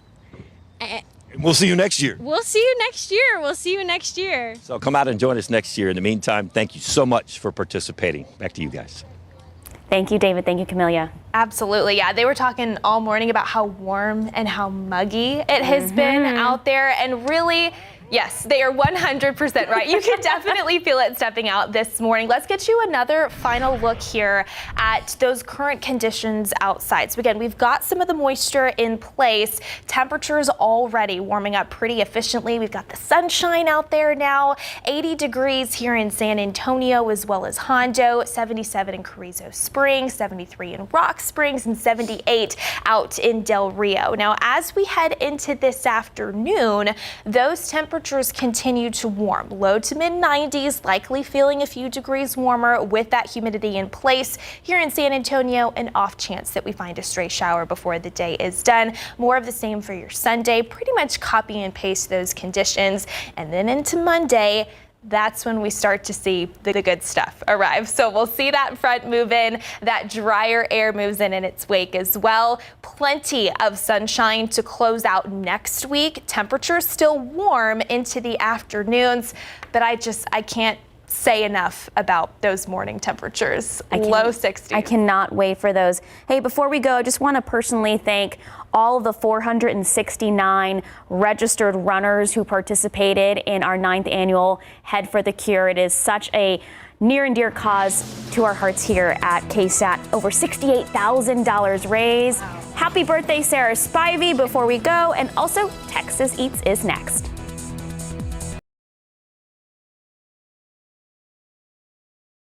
Hey, it's David Elder, and today on Texas Eats, we're traveling all across the Lone Star State, going to great restaurants you won't want to miss. Get ready for some spicy salsa bites with a surprise celebrity guest and San Antonio native. This is the one, the Secret Kitchen Salsa.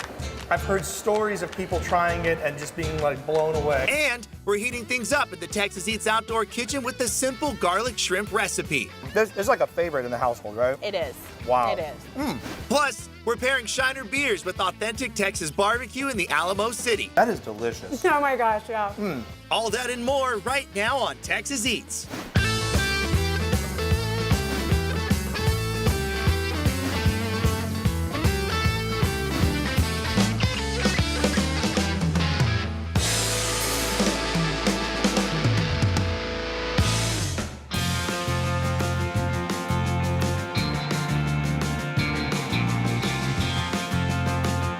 Our first stop on today's foodie adventures at a taco truck that just won the 2022 Taco Rumble. Let's see what's on the menu at Tacos Cucuy.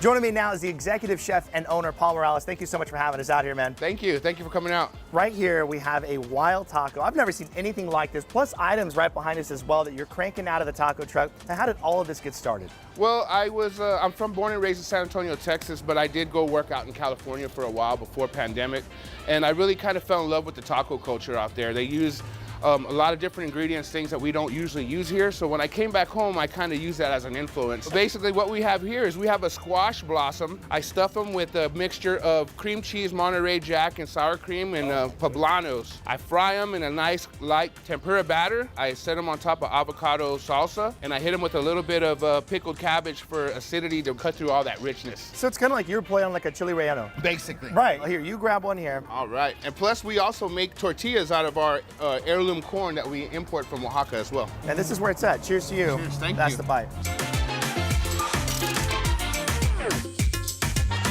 Oh, bro, give me some elbow. Woo! Look at the inside of that.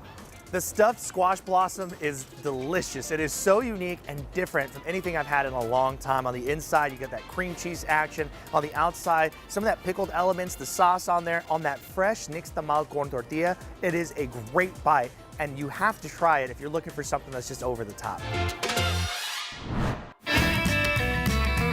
What's going on in this taco? So here, this is my answer to kind of like the hot chicken craze. I call it the pollo caliente. It's a chicken tender. We batter the chicken with a nice heirloom cornmeal, a lot of cayenne, a lot of ancho. We fry it. We also marinate the chicken in jalapeno juice. On top, we have some chipotle aioli and my pickled slaw, which also adds the acidity. This looks incredible. That's the bite.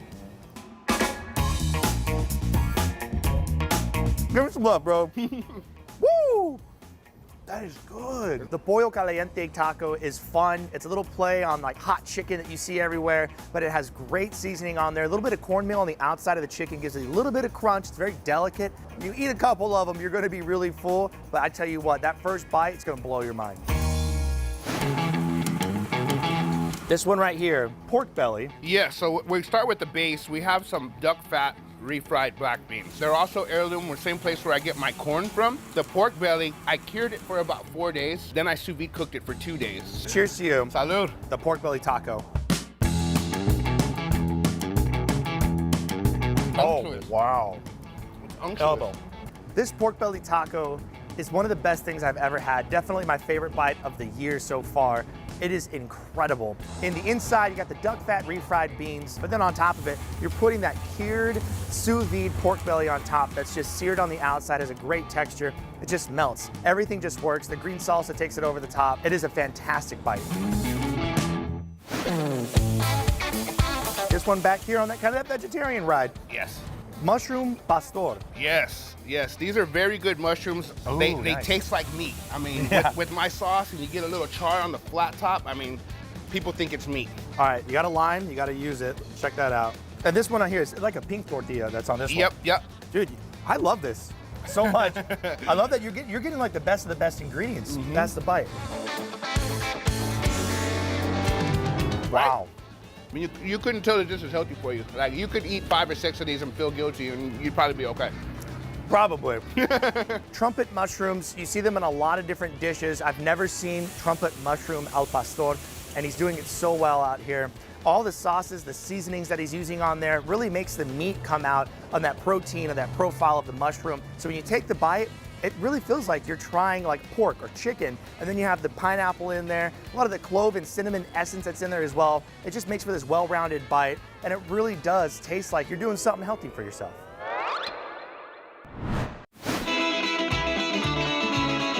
You got to come out here. Tacos Cucuy, I mean, it's a fun name. If you've grown up in a Hispanic household, you know Cucuy always followed you around, right? There you go. Now you can come get the tacos, and then all the flavors that you've built. My favorite bite of the year so far out here at the food truck. Give me some love, brother. Thank you, brother. Paul, you're doing amazing things, and this is just so good. I can't believe it's mushrooms. I know. I'm gonna have a shirt that says it. Now, we're headed to Fort Worth to check out Texas Monthly's #1 barbecue joint in the state. Let's go inside Goldie's Barbecue.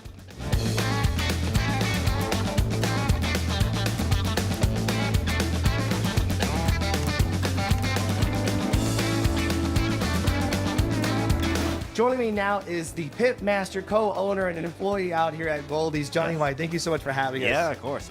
Right in front of us, we got some of the select hits off the menu. And how did Goldie's get started? Goldie's got started by 5 friends that basically pulled their money together, and we started a restaurant together. This place has been named with your partners the best barbecue in Texas. Yeah. What was that feeling like? It felt great. I mean, we were pretty busy out here, but after we got that #1 ranking, we are extremely busy now. But you've also been featured on Hulu's hit show Bar Request. What was that experience like? It was a really fun experience. They tried all the food. They really liked it, it seemed like, and it was really cool to see us on Hulu. Now, I want to try the brisket first, because that is like the king of barbecue here in Texas. What's something that you do that you feel is a little more unique? We don't really do anything to them until they're completely done and tender and ready to come off and rest. And that's what you have right here, this beautiful bark on the outside. You pull on it, and look at that, just falls right apart. The bark on there is really nice. You got nice marbling on there. All right. Yeah. Cheers to you. This is the brisket out here at Goldie's. That's the bite. Oh, wow. Give me some love, bro. Yeah. Woo. The brisket is super tender. You just tug on it a little bit, comes right apart, but on the outside you have that delicious bark on there. All that fat is rendered really nicely as well. And then on the bottom of that marbled slice, you have a little bit of that lean, and it has such a great body to it. So you know they're smoking this thing at the perfect temperature coming out, and they're wrapping it after it's done, which is super important to know because that's like a little trade secret, right? But you gotta come out here and try it for yourself. This brisket's out of control.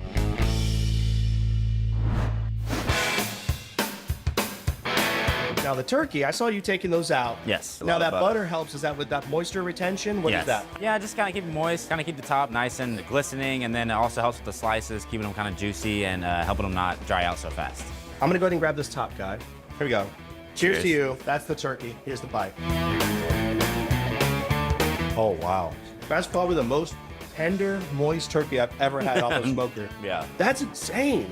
This turkey came right out of the pit, and when they're taking it out, they're wrapping it in foil, but they're putting like this big old glob of butter right on top of this thing. That makes sure that it's nice and moist, has a lot of flavor going throughout it as well. You have that really subtle bark on the outside, and it has a subtle smoked flavor, but that turkey just shines through. I mean, I want to put this thing on a sandwich and eat it. It is delicious.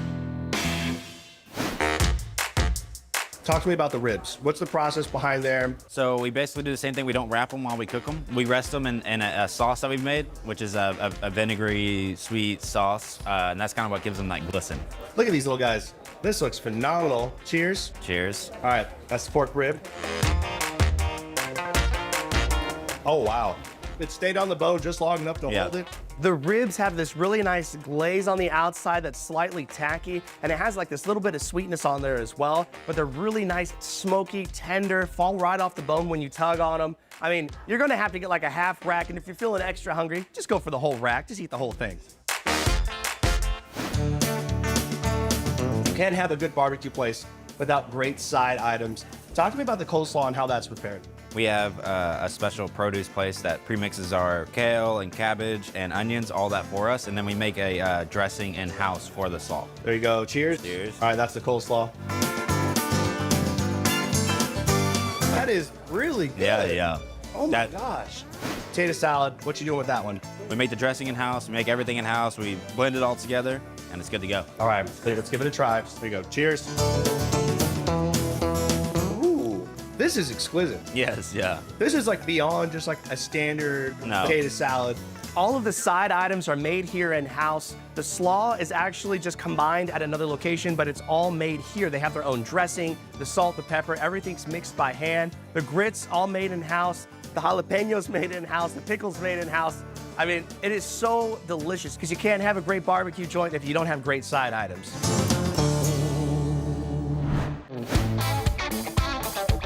You come up here to Goldie's in Fort Worth, you're gonna get blown away. They're #1 for a reason. You can also try all their delicious barbecue and the side items. Scan the QR code on the screen. Make sure you go on, watch them on Hulu on the hit show Bar Request. Give me some more love, brother. Yeah. Thank you so much. Y'all gotta come check them out.